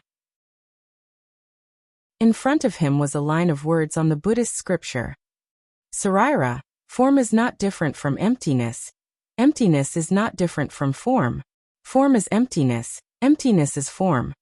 He gently closed his eyes and recited the words silently. He ignored the trace of delusion in his heart. Gu Xingyin walked out of the Lotus Pedestal sect in a good mood.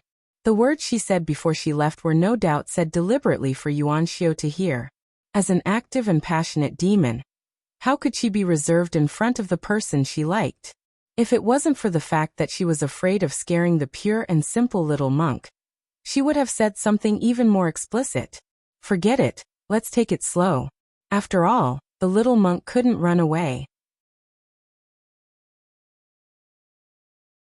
Chapter 833. Gu Xingyin was right. She began to run out of time.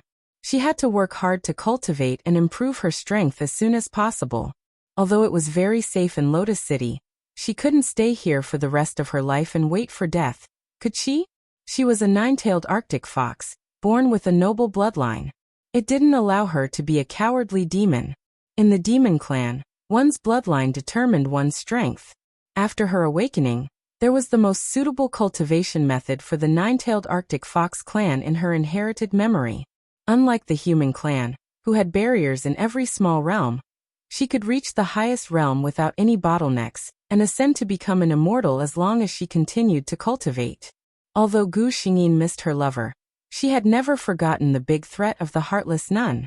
As long as she was around, the demon clan, especially those ordinary demons with average strength, had to live in fear all day long. Gu Xingyin once asked the system why the demon clan's powerful figures didn't kill the Heartless Nun. The system's answer made him sigh. The demon clan was not united. There were powerful demons, but they each occupied one side and were wary of each other. The Heartless Nun was powerful and had many treasures on her. It would take a lot of effort to kill her, and it was likely that they would face the crazy revenge of the Watermoon sect. Moreover, the demon clan was cold-blooded. Those demons with noble bloodlines didn't have any feelings for their fellow demons who died at the hands of the Heartless Nun. No one was willing to take a big risk to kill her as long as it didn't infringe on their interests. Gu Xingyin sneered. They were overcautious, selfish, without courage, and in a state of disunity. This was the reason why there hadn't been a unified demon king in the demon clan for so many years. This was also the reason why the demon clan had been suppressed by the human clan, even though they had a natural talent, bloodline, and lifespan advantage over the human clan.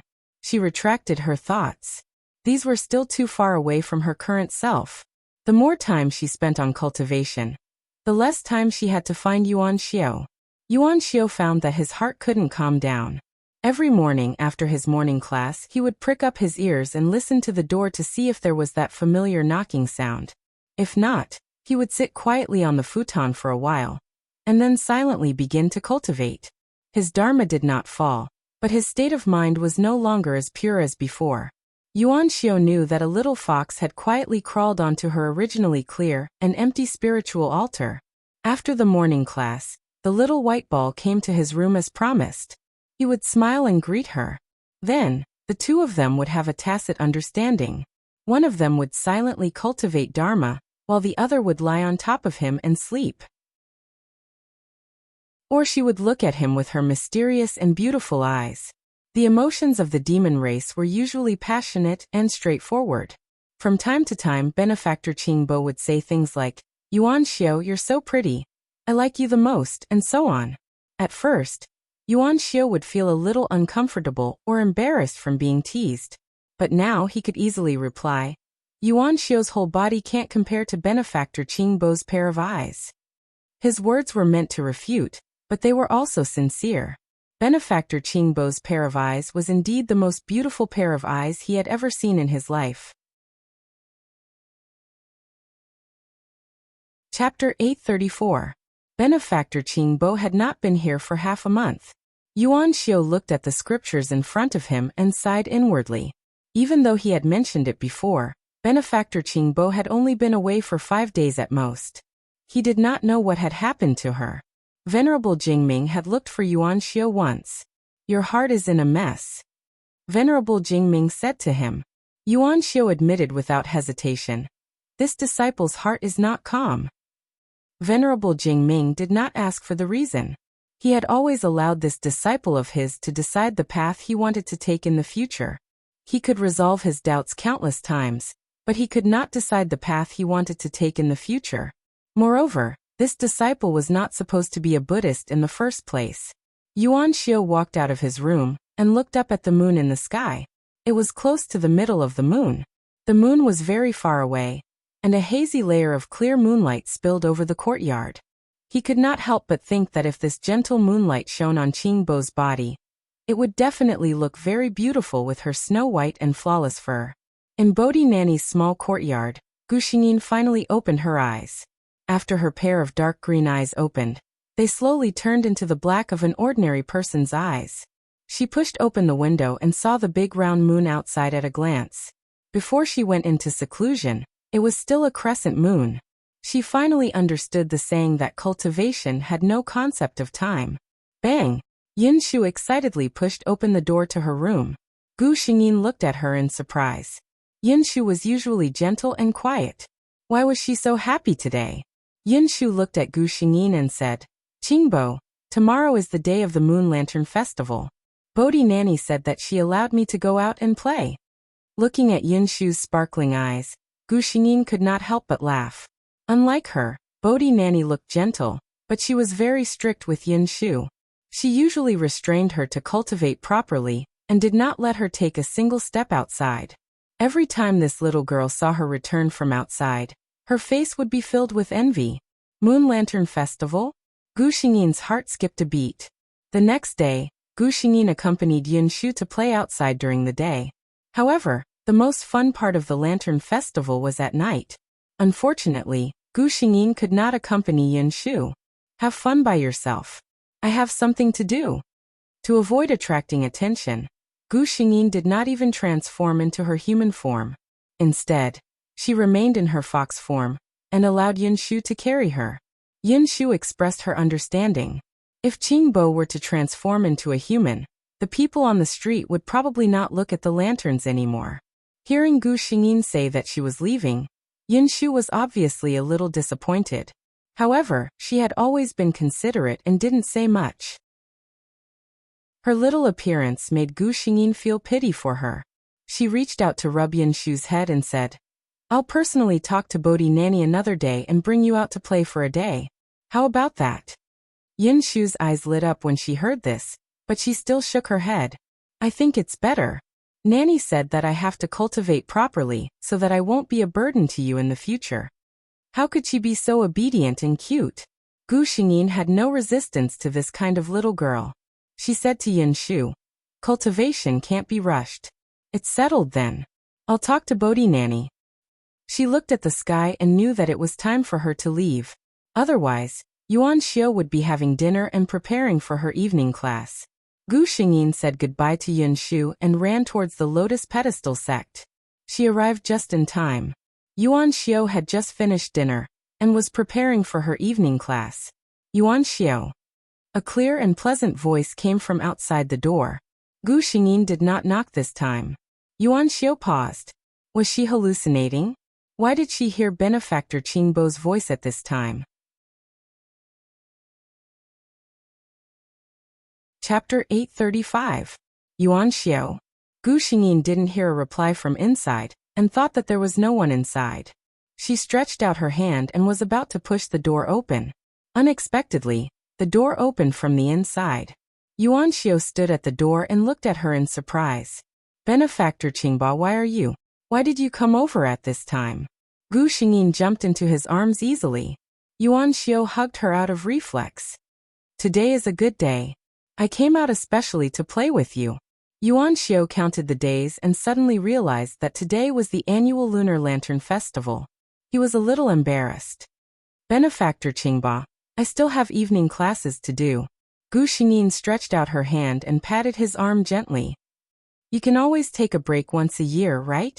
I have never seen what the Lunar Lantern Festival is like. I heard from others that the Lantern Festival is for the people you like the most. That's why I'm here to look for you. Benefactor Qingba." Even though he was used to Gu Xingyin's confession from time to time, Yuan Xiao's face couldn't help but blush when he heard such words at this time. Gu Xingyin loved to see him like this. It was really rare to see such a gentle and innocent lover. She purposely added, "If you're still unwilling, I'll find someone else."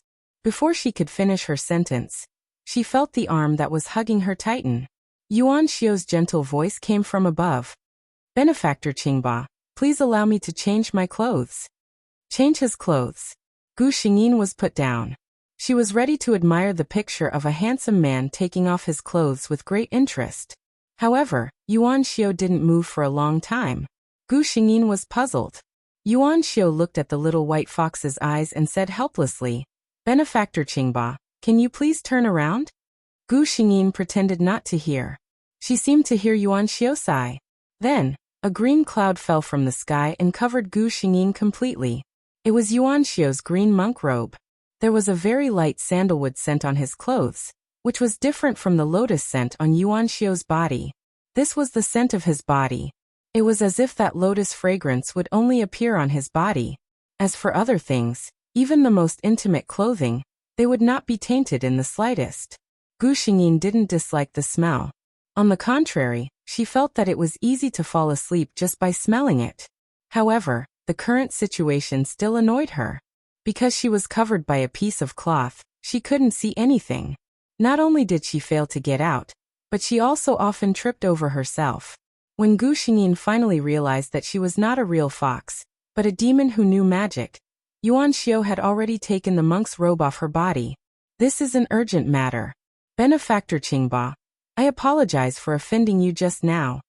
Yuan Xiu's face was full of apology. Gu Xingyin did not pay attention to this. She raised her head and looked at Yuan Xiu, who had changed into ordinary clothes. He took off his monk's robe and changed into a blue robe. It wasn't made of expensive material, but when he wore it, it gave him a leisurely demeanor. His unshaven hair was tied up with a jade hairpin. A few strands of hair casually fell to the side of his face, adding a touch of elegance to his jade-like face. Some people needed to use luxurious clothes to show their charm, while others could wear ordinary clothes to show the bearing of a prince. Yuan Xiu was the latter. Chapter 836. Yuan Xiu, who had taken off his monk robe, looked less otherworldly, but the advantage of his appearance was fully displayed. Gu Xingyin clicked his tongue in admiration. My foresight is indeed not bad. Yuan Xiu, if you go out dressed like this, you should be able to receive many lanterns from girls tonight. The Moon Lantern Festival was also a day for lovers to express their feelings. If a girl saw a man she liked, she could naturally pass the lantern in her hand to him. If that person accepted it, it would mean that they were in love with each other, and it would be a golden wind and jade dew meeting. Yuan Xiu did not speak, but bent down to carry Gu Xingyin. Along the way, many novice monks saw Yuan Xiu's dressing and were amazed. However, they did not ask too much. This martial uncle had not shaved his head and was naturally different from them. Yuan Xiu carried Gu Xingyin all the way out of Lotus Pedestal Sect and walked to the street outside. The sky had already darkened, but Lotus City tonight was more lively and bright than during the day. Countless lanterns were on the roofs of the buildings, on the treetops by the roadside, and in the hands of the tourists, turning Lotus City into a city of lights that night.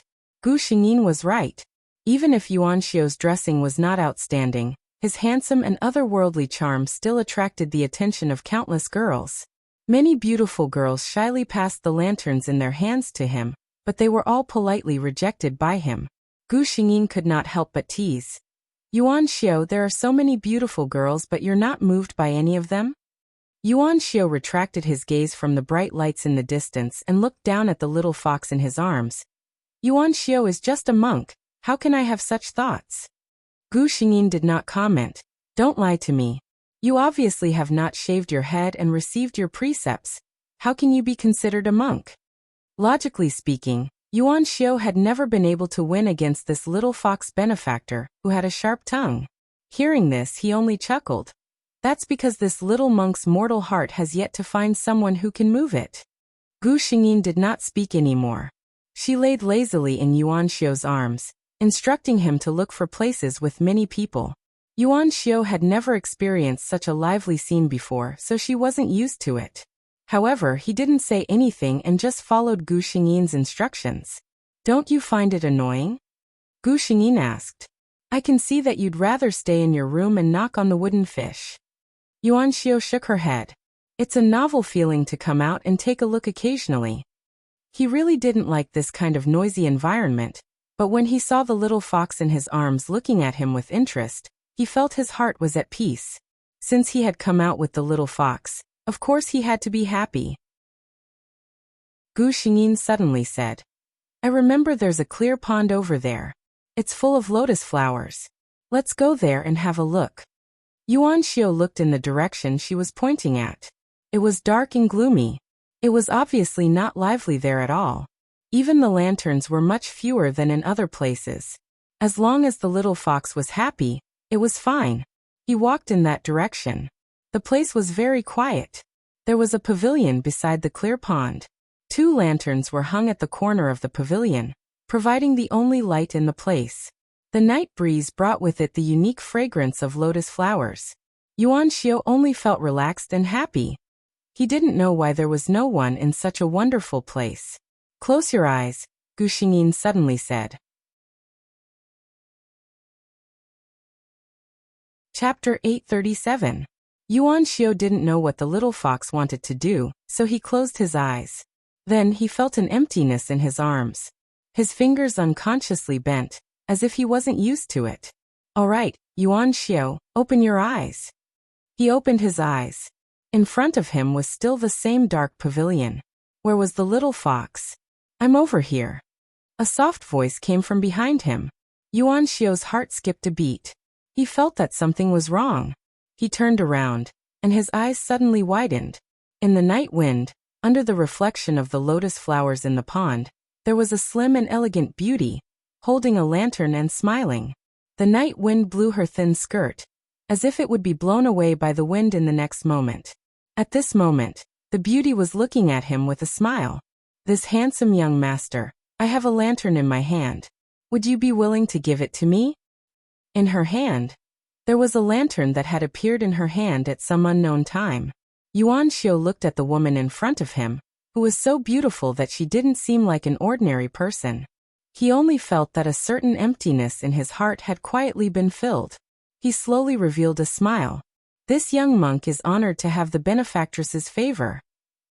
He slowly walked forward and reached out to take the lantern that swayed unsteadily in the night wind. Gu Xingyin looked up and rolled her eyes at him. "Young monk? Are you really planning to become a monk?" Yuan Xiao shook his head and smiled. "It's a habit that has been cultivated for many years. It's hard to change it in a short period of time." He looked at Gu Xingyin beside him with joy and curiosity. Master was talking about the root of love that he had planted for many generations, the person he loved wholeheartedly. Was that benefactress Qingba? It was no wonder that as soon as he saw her, he felt incomparably close to her. Suddenly, a fragrant wind blew in front of him. Yuan Xiao only felt a burst of soft and fragrant jade suddenly close to his arms. The peerless beauty was very close to him. She whispered in his ear, "Yuan Xiao, did you accept my lantern because of my face?" No matter how calm Yuan Xiao's heart was, when had he ever experienced such a situation? Naturally, his ears were a little red from the heat. He said in a low voice, "Benefactor Qingbo, please do not speak.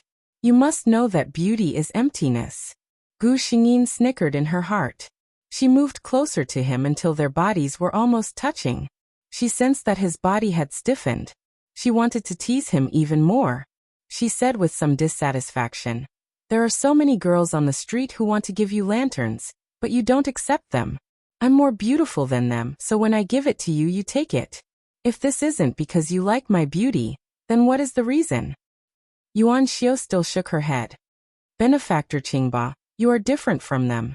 Gu Xingyin pressed on, "What's the difference?"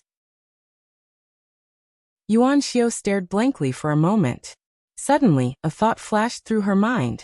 She looked down carefully. Sure enough, he saw a trace of seriousness in the woman's seemingly careless movements. He seemed to have understood something, and his restless heart suddenly calmed down. In this little monk's heart, they are just withered bones and beautiful women. Benefactor Qingba, on the other hand, is the only color in this little monk's spiritual altar. A faint blush appeared on Gu Xingyin's white jade-like face. This monk was so serious even when he was whispering sweet nothings. However, Yuan Xiao suddenly smiled. He gently reached out his free hand and held Gu Xingyin's hand. "Master once said that I have the roots of love planted over many generations. I have a lover who loves me wholeheartedly. Yuan Xiao is lucky. It seems that I have already found this person." Chapter 838. Gu Xingyin and Yuan Xiao walked around the Moon Lantern Festival together. The only thing that was not harmonious was that during the latter half of the festival, Gu Xingyin appeared in her human form, and caused quite a stir in Lotus City. Cultivators were usually more beautiful than mortals. Even if their appearance was not astonishing, after cultivation, they would remove the impurities in their body and reconstruct their foundation. No matter what, there would not be a person with an unsightly appearance. However, even in the cultivation world where beauties were everywhere, Gu Xingyin's appearance was enough to be called the #1 beauty. Although Yuan Xiu's mind was calm, he still felt somewhat helpless when he saw countless people coveting his lover who had just interacted with his mind. He pulled Gu Xingyin to the side and said, "Qingba, why don't you change back to your original form?"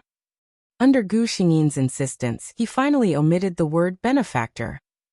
Gu Xingyin deliberately asked, "Why? How could Yuan Xiu not know what she was thinking?" He followed her heart and admitted, "There are too many people coveting Qingba. This little monk is afraid that the meditation dharma that I have been cultivating for so many years will lose its effect." Gu Xingyin burst out laughing. No matter what a beauty did, it was beautiful, let alone when she laughed so happily.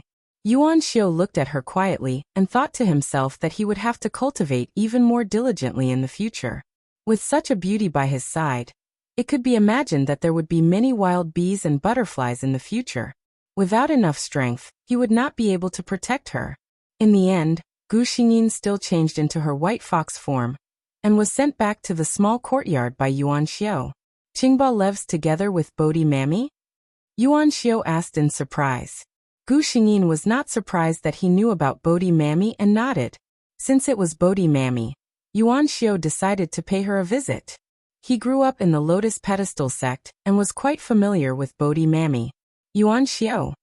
As expected, Bodhi Mami was very surprised when she saw Yuan Xiu.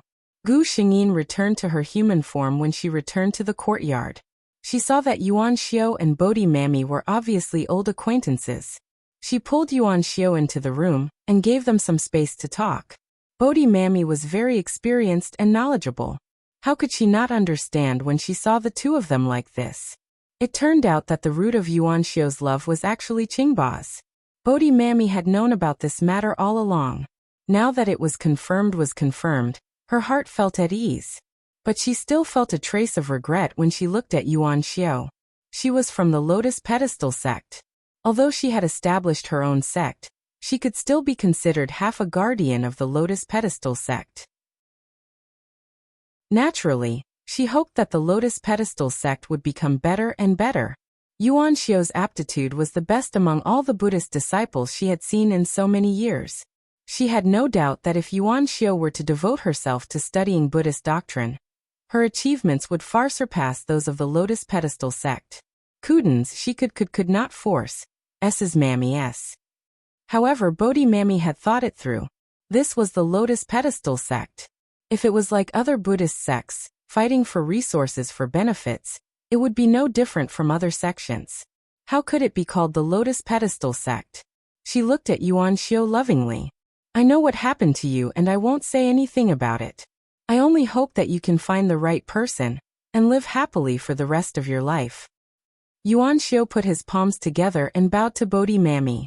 "Yuan Xiu knows that she is the one destined for me. Thank you for your blessings." When Gu Xingyin came out, Yuan Xiu had already left the courtyard.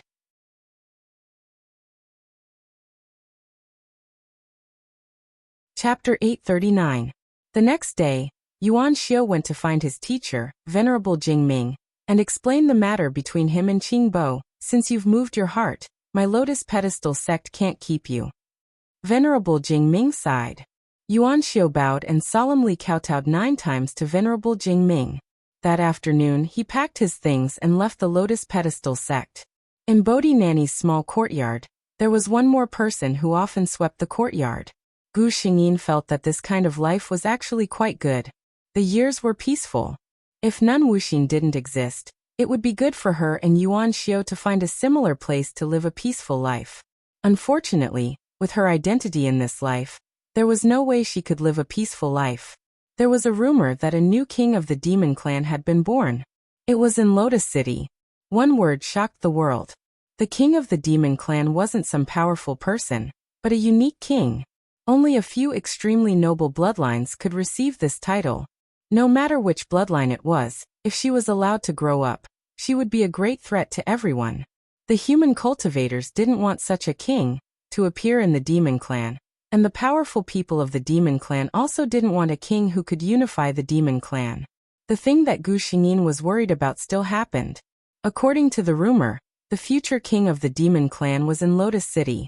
Although there was no way to know whether this news was true or false, Gu Xingyin already knew that many people were secretly rushing to Lotus City. After living here for a period of time, Gu Xingyin already had a good impression of this city. Although the Lotus Pedestal sect was powerful, it was still alone. If someone really came to find trouble, the peaceful days in Lotus City would come to an end. She went to find Bodhi Nanny. Bodhi Nanny seemed to have expected this. She sighed and said, "I guess that you would come to find me soon. Miss Qingbo, it's good for you to leave this place and avoid the limelight, whether it's for your own sake or for Lotus City's sake." Of course, Gu Xingyin understood this. She was just here to say goodbye to the person who had taken care of her for so long. Walking out of Bodhi Nanny's courtyard, she saw Yuan Xiu standing at the side with a smile on his face. He was carrying a small package in his hand. Gu Xingyin stared at him with wide eyes. She hadn't had the time to tell Yuan Xiu about this, but from Yuan Xiu's reaction, it was obvious that she knew. Yuan Xiu smiled and said, "I was just guessing. I didn't expect it to be true." Yuan Xiu is blessed with the supreme bloodline of the demon race. Gu Xingyin's heart warmed. She whispered, "You don't mind?"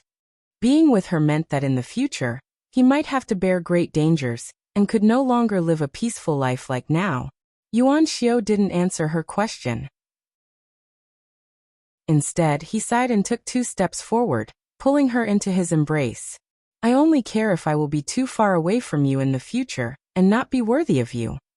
"Aya." A cry of surprise came from the door. Gu Xingyin raised her head from Yuan Xiu's embrace, and saw Yun Shu standing at the door of the courtyard, covering her eyes with her white and tender hands. The growth of the demon race was slow. She still looked like a teenager, and would look like this for many years to come. Gu Xingyin noticed that she was also carrying a small package on her shoulder. Chapter 840. Gu Xingyin was surprised. "Yinshu, what are you doing?" In her opinion, staying in Lotus City and cultivating with Bodhi Nanny was the most suitable path for Yinshu. Yinshu giggled and said, "I grew up with Qingbo. Of course, wherever Qingbo goes, I'll follow." Her world had always been simple. The first creature she saw when she gained sentience was Qingbo. In Yinshu's heart, Qingbo was the closest person to her. Of course, she wanted to be with Qingbo and never be separated. Gu Xingyin felt her eyes heat up. She looked at Yuan Xiu beside her, and then looked at Yun Shu who was not far away. Suddenly she revealed a smile. "Yes. We'll always be together." No one and nothing could separate them. Before the people sent by various forces to gather information arrived, 3 people dressed in low-key clothes had already quietly left Lotus City. Gu Xingyin had taken the appearance-changing pill. Her face was too conspicuous and could easily cause unnecessary trouble. The 3 of them cultivated while changing their residence from time to time. Unexpectedly, more than 10 years passed just like that. Those cultivators and demons went to Lotus City. Most of them were blocked outside by the Lotus Platform sex array. After the rest went in, they confirmed that there were no demons with the bloodline of the sovereign stage inside. The crowd did not give up and searched everywhere. After many years of fruitless searching, they slowly put this matter to the back of their minds. Perhaps it was really just a rumor? Otherwise, why was there no additional news after so many years? Nowadays, not many people still cared about this rumor. However, Gu Xingyin and the others were still very careful and did not give themselves away. They had already lived in this town for a year. This place was not big. The cultivators in the entire city were at most in the golden core stage. They were not much of a threat to them. During this period of time, they lived quite leisurely. Gu Xingyin was notified by the system that Nun Wuxin had arrived. She frowned. Wasn't she confined? She still remembered that Nun Wuxin had angered the Lotus Pedestal sect, and had been grounded by the sect master of the Water Moon sect. The system replied, "She has also been locked up for more than 10 years. Her master loves her disciple dearly, And the Water Moon sect master also felt that after all these years, her temperament should have been smoothed out a bit, so she was released. Temper his temper? Nun Wuxin's hatred for the demon clan had become a kind of morbid obsession. In the cultivation world, it was called a heart demon. In the modern society of the technological era, it was a typical mental illness. Gu Xingyin did not believe that a mere 10 years could change her personality. Sure enough, in less than 10 days, she heard the rumor that the heartless nun had tortured and killed a black bear spirit. Gu Xingyin, Yuan Xiu, and Yun Shu discussed for a while before they decided to leave. With their current strength, although they were not completely powerless against Master Wuxin, they would not be able to gain the upper hand. Needless to say, Gu Xingyin's identity was not suitable to be exposed. However, some people could not be avoided just because you wanted to. Gu Xingyin had clearly followed the route provided by the system, and walked in the opposite direction of Master Wuxin's goal, but they still met her. Looking at the black-robed Taoist nun with sharp eyes at the city gate, Gu Xingyin hurriedly pulled Yun Shu into a nearby restaurant. System. She was silent for a moment. What happened to going in the other direction?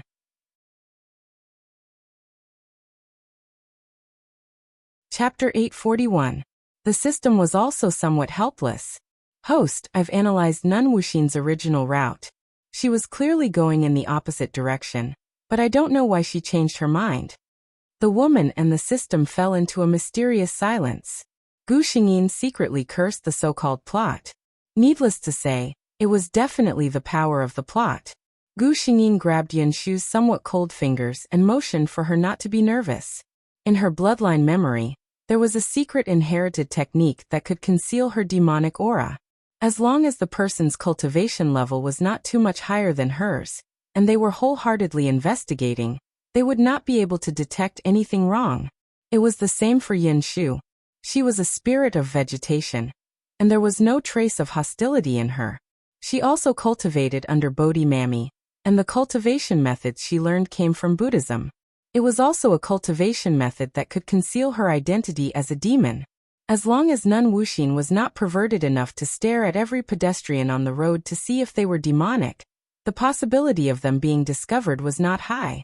However, Gu Xingyin felt that things were not that simple. The so-called plot would always inadvertently trap her in various ways. Good things did not come true, but bad things did. A beam of sword light slashed up from downstairs, cutting a table beside Gu Xingyin and the others in half. The waiter, who was about to clean up the table, was so frightened that his face turned pale, and he took 2 steps back. Gu Xingyin glanced at him. The waiter looked no more than 16 or 17 years old. His clean and delicate face was now so pale that there was no trace of blood. A terrifying pressure descended, and the figure in the black Taoist robe walked up the wooden stairs step by step. Gu Xingyin held Yun Shu's hand, and felt that the little girl's palm was sweating nervously. She sized up Nun Wuxin. A cultivator's age could not be determined from their appearance. Based on appearance alone, Nun Wuxin could actually be called a beauty. However, the murderous aura on her face was too strong. Ordinary people who looked at her would only be intimidated by her aura, and would not really notice her appearance. At this moment, the owner of the restaurant walked out. He felt his heart ache when he saw the windows and floor that had been destroyed by one person and one sword. When he saw the culprit, he scolded. Where did this monk come from? How dare he come to someone else's restaurant and cause trouble? He couldn't finish his sentence because Nun Wuxin glanced at him. The shopkeeper felt as if his throat was being squeezed by something invisible. He had a feeling that if he continued to speak, this terrifying Taoist nun would strike his body with her saber. She would really kill him. Nun Wuxin flicked her finger, and a spiritual bead fell into the shopkeeper's palm. She said coldly, "Take it as compensation." The boss didn't dare to say anything more. He just stood aside with the spirit bead in his hand. He actually wanted to leave, but there were still customers in the shop. There were many people eating on the second floor. Heartless Nun's sword had scared away many timid guests, but there were still people who were ready to watch the fun. Gu Xingyin and the others did not leave. Nun Wuxin raised the sword in her hand and pointed it at the waiter, who was trembling with fear. "How dare you, evil creature, to mingle among humans? Today, I will get rid of evil for the people. The waiter's body trembled even more violently when he heard that. Gu Xingyin could see that there was no trace of blood on his face. He was even breaking out in a cold sweat. The shopkeeper, who was standing aside, looked at the waiter worriedly. You. None, are you misunderstanding something? Abai is our waiter. He has been here for a year. He is very good, well-behaved and diligent. He often uses his salary to buy food for the homeless children on the street. He didn't finish his words because Nun Wuxin's sword had cut at his feet. Recommended the super good gay friend Huan Chu's book, Transmigration System, A Guide to Prince Charming. It specializes in conquering all kinds of Prince Charming. There is always one that suits you.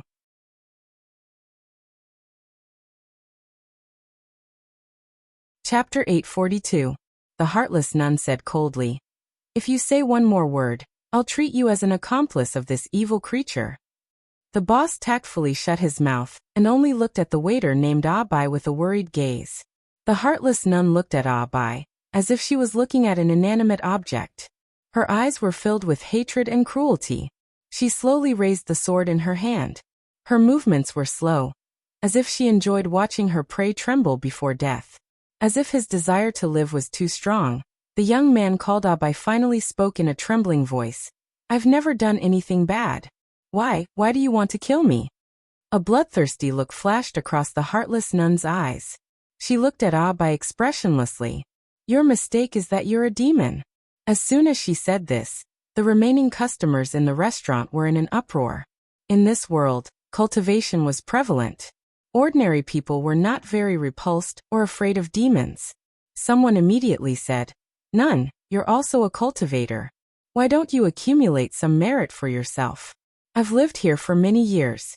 Abai is really a good child. Once, my son was almost kidnapped by a bad person.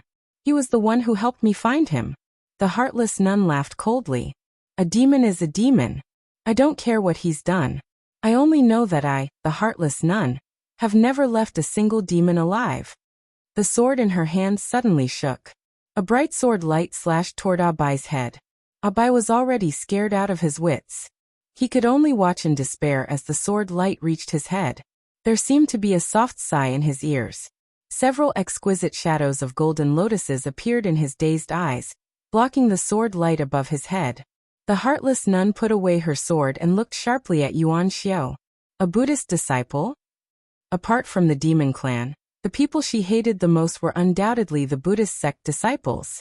That was because those people were always full of benevolence. Their hypocrisy disgusted her. Especially that lotus pedestal sect. They even created a lotus city and protected the demons. Once her strength was strong enough, she would definitely destroy the so-called Wenshan array with a single slash.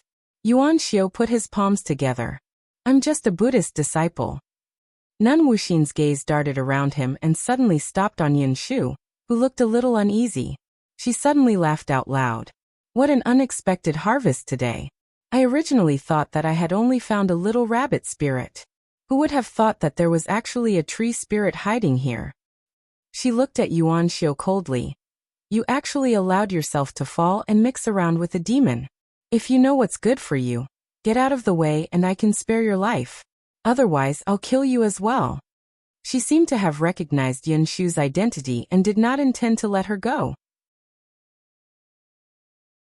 Yuan Xiu's expression turned cold, but she still said in a gentle voice, "This benefactor Abai has no sin of killing.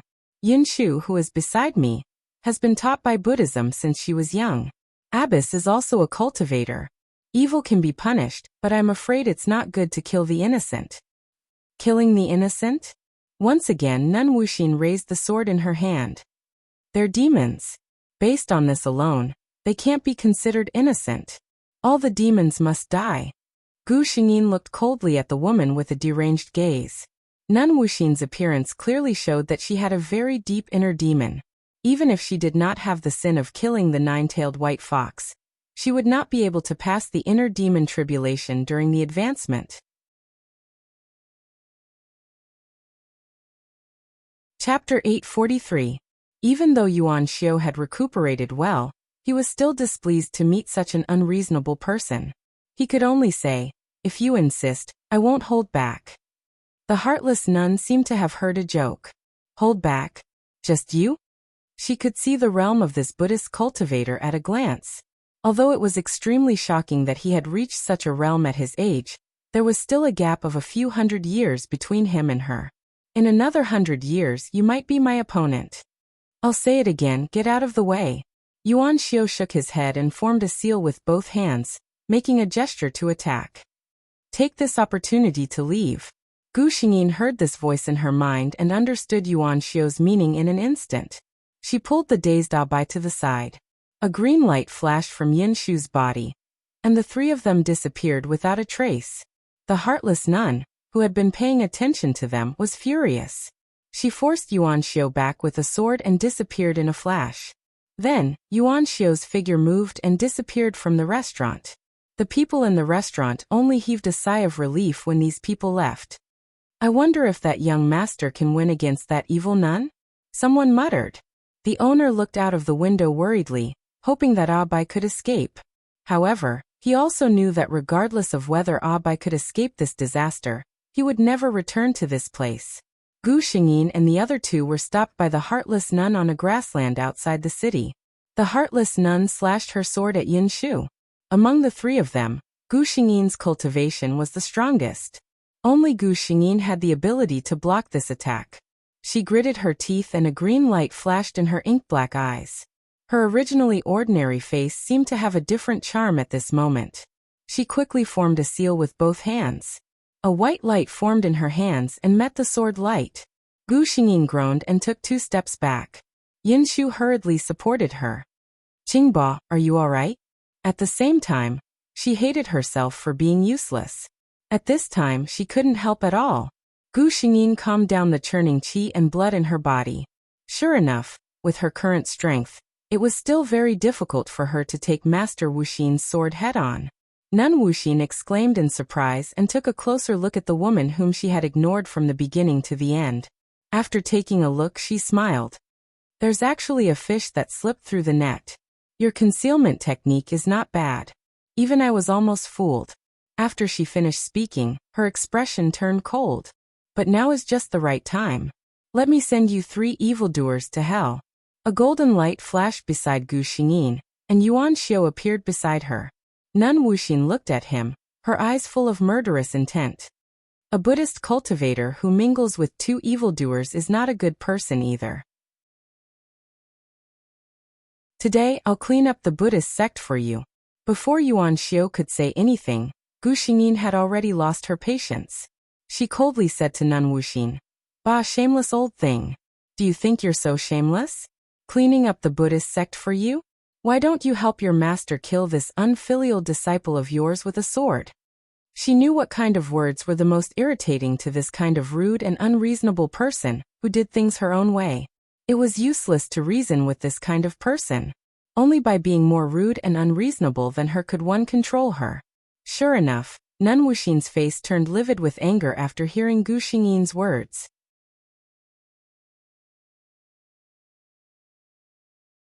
Chapter 844. She raised her hand and swung her sword. There was no pattern to this attack. It was obvious that she had been angered by Gu Xingyin. Yuan Xiao was already prepared. He put his palms together, and a huge illusory Buddha statue appeared behind him. It reached out and caught Nun Wuxin's sword. Good boy. I'll take care of you first, then I'll get rid of those little demons. She laughed coldly and focused on dealing with Yuan Xiao. Gu Xingyin watched for a while and knew that it was only a matter of time before Yuan Xiao was defeated. She pulled Yin Shu over. Yin Shu, I remember you have an escape technique. Later I'll. She told Yin Shu everything in detail, and Yin Shu nodded repeatedly. As for the little boy, Abai, he followed Yin Shu closely. He looked a little older than Yin Shu, but Yin Shu held his hand as if she was holding a little brother. Gu Xingyin walked to the other side and slowly chanted something in her heart. Her eyes slowly turned emerald green. A breeze blew around them. It was so light that Nun Wuxin, who was fighting with Yuan Xiao, did not notice it. While the two of them were in the midst of their battle, a huge demonic beast phantom suddenly appeared behind Gu Xingyin. The demon beast seemed to be living in the clouds. Its entire body was shrouded in white mist, and only a few strands of white fur could be seen. Nun Wuxin was shocked when the illusory demon beast appeared. She looked straight at Gu Xingyin with a trace of vigilance in her eyes.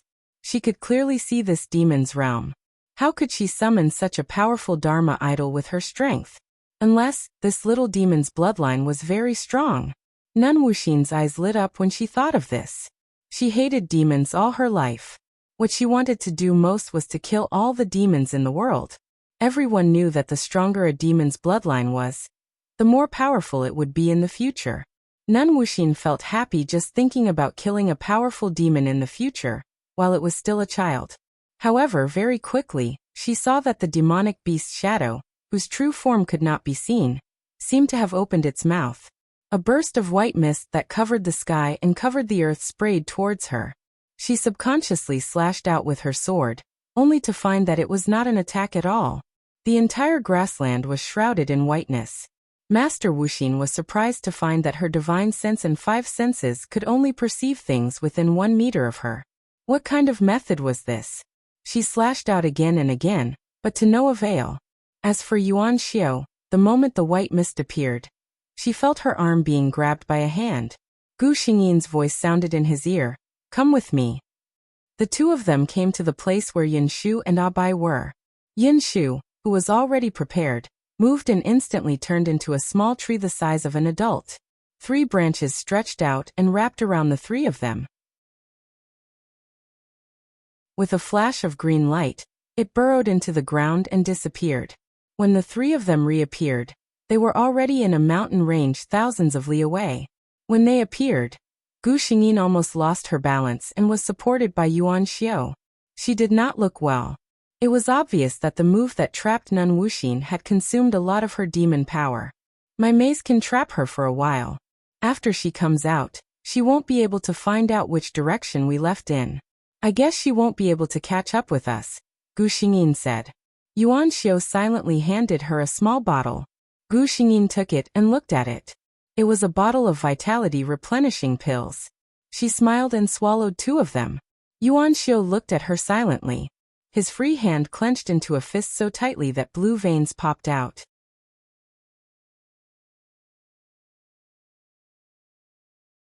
Chapter 845. It was because he wasn't strong enough that she had to pay such a huge price to protect him and the others. He secretly swore in his heart that next time, he would definitely not let her do this again. And that Wu Xian. He lowered his eyes, concealing a trace of fierceness that flashed through them. Gu Xingyin meditated for a while, and recovered a lot of strength. She then looked up at Abai, who was sitting on the side and looking at them. This little white rabbit demon had clearly just taken human form, and was very pure and naive. Gu Xingyin thought for a while, and felt that it was inconvenient to bring him along. Moreover, the 3 of them did not have a fixed place to stay, which was not a good thing for him. Abai, you're called Abai, right? It's not convenient for us to bring you along. What do you plan to do?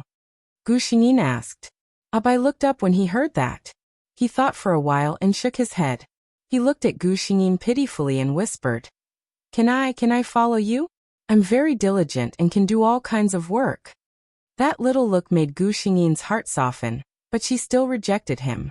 "No, our journey will not be peaceful. If you follow us, it will be unsafe. I'll tell you a place to go. There's a place called Lotus City in the north.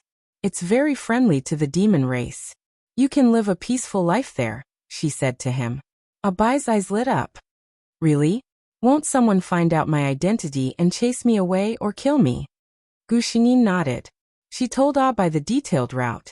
Abai could stay in the restaurant for more than a year without being discovered, which meant that he was quite good at disguising himself. As long as he did not meet a paranoid demon like Master Wu Xian along the way, there should not be any big problems. The few of them parted ways here. Abai went to Lotus City. Gu Xingyin and the other 2 continued to walk and stop as they pleased. More than 10 years passed like that. Yuan Xiao's strength had improved by leaps and bounds in these 10 years. Gu Xingyin had the bloodline of the 9-tailed Arctic fox. She had the bloodline of the inherited bloodline. Her cultivation speed was extremely fast, and she had no bottlenecks.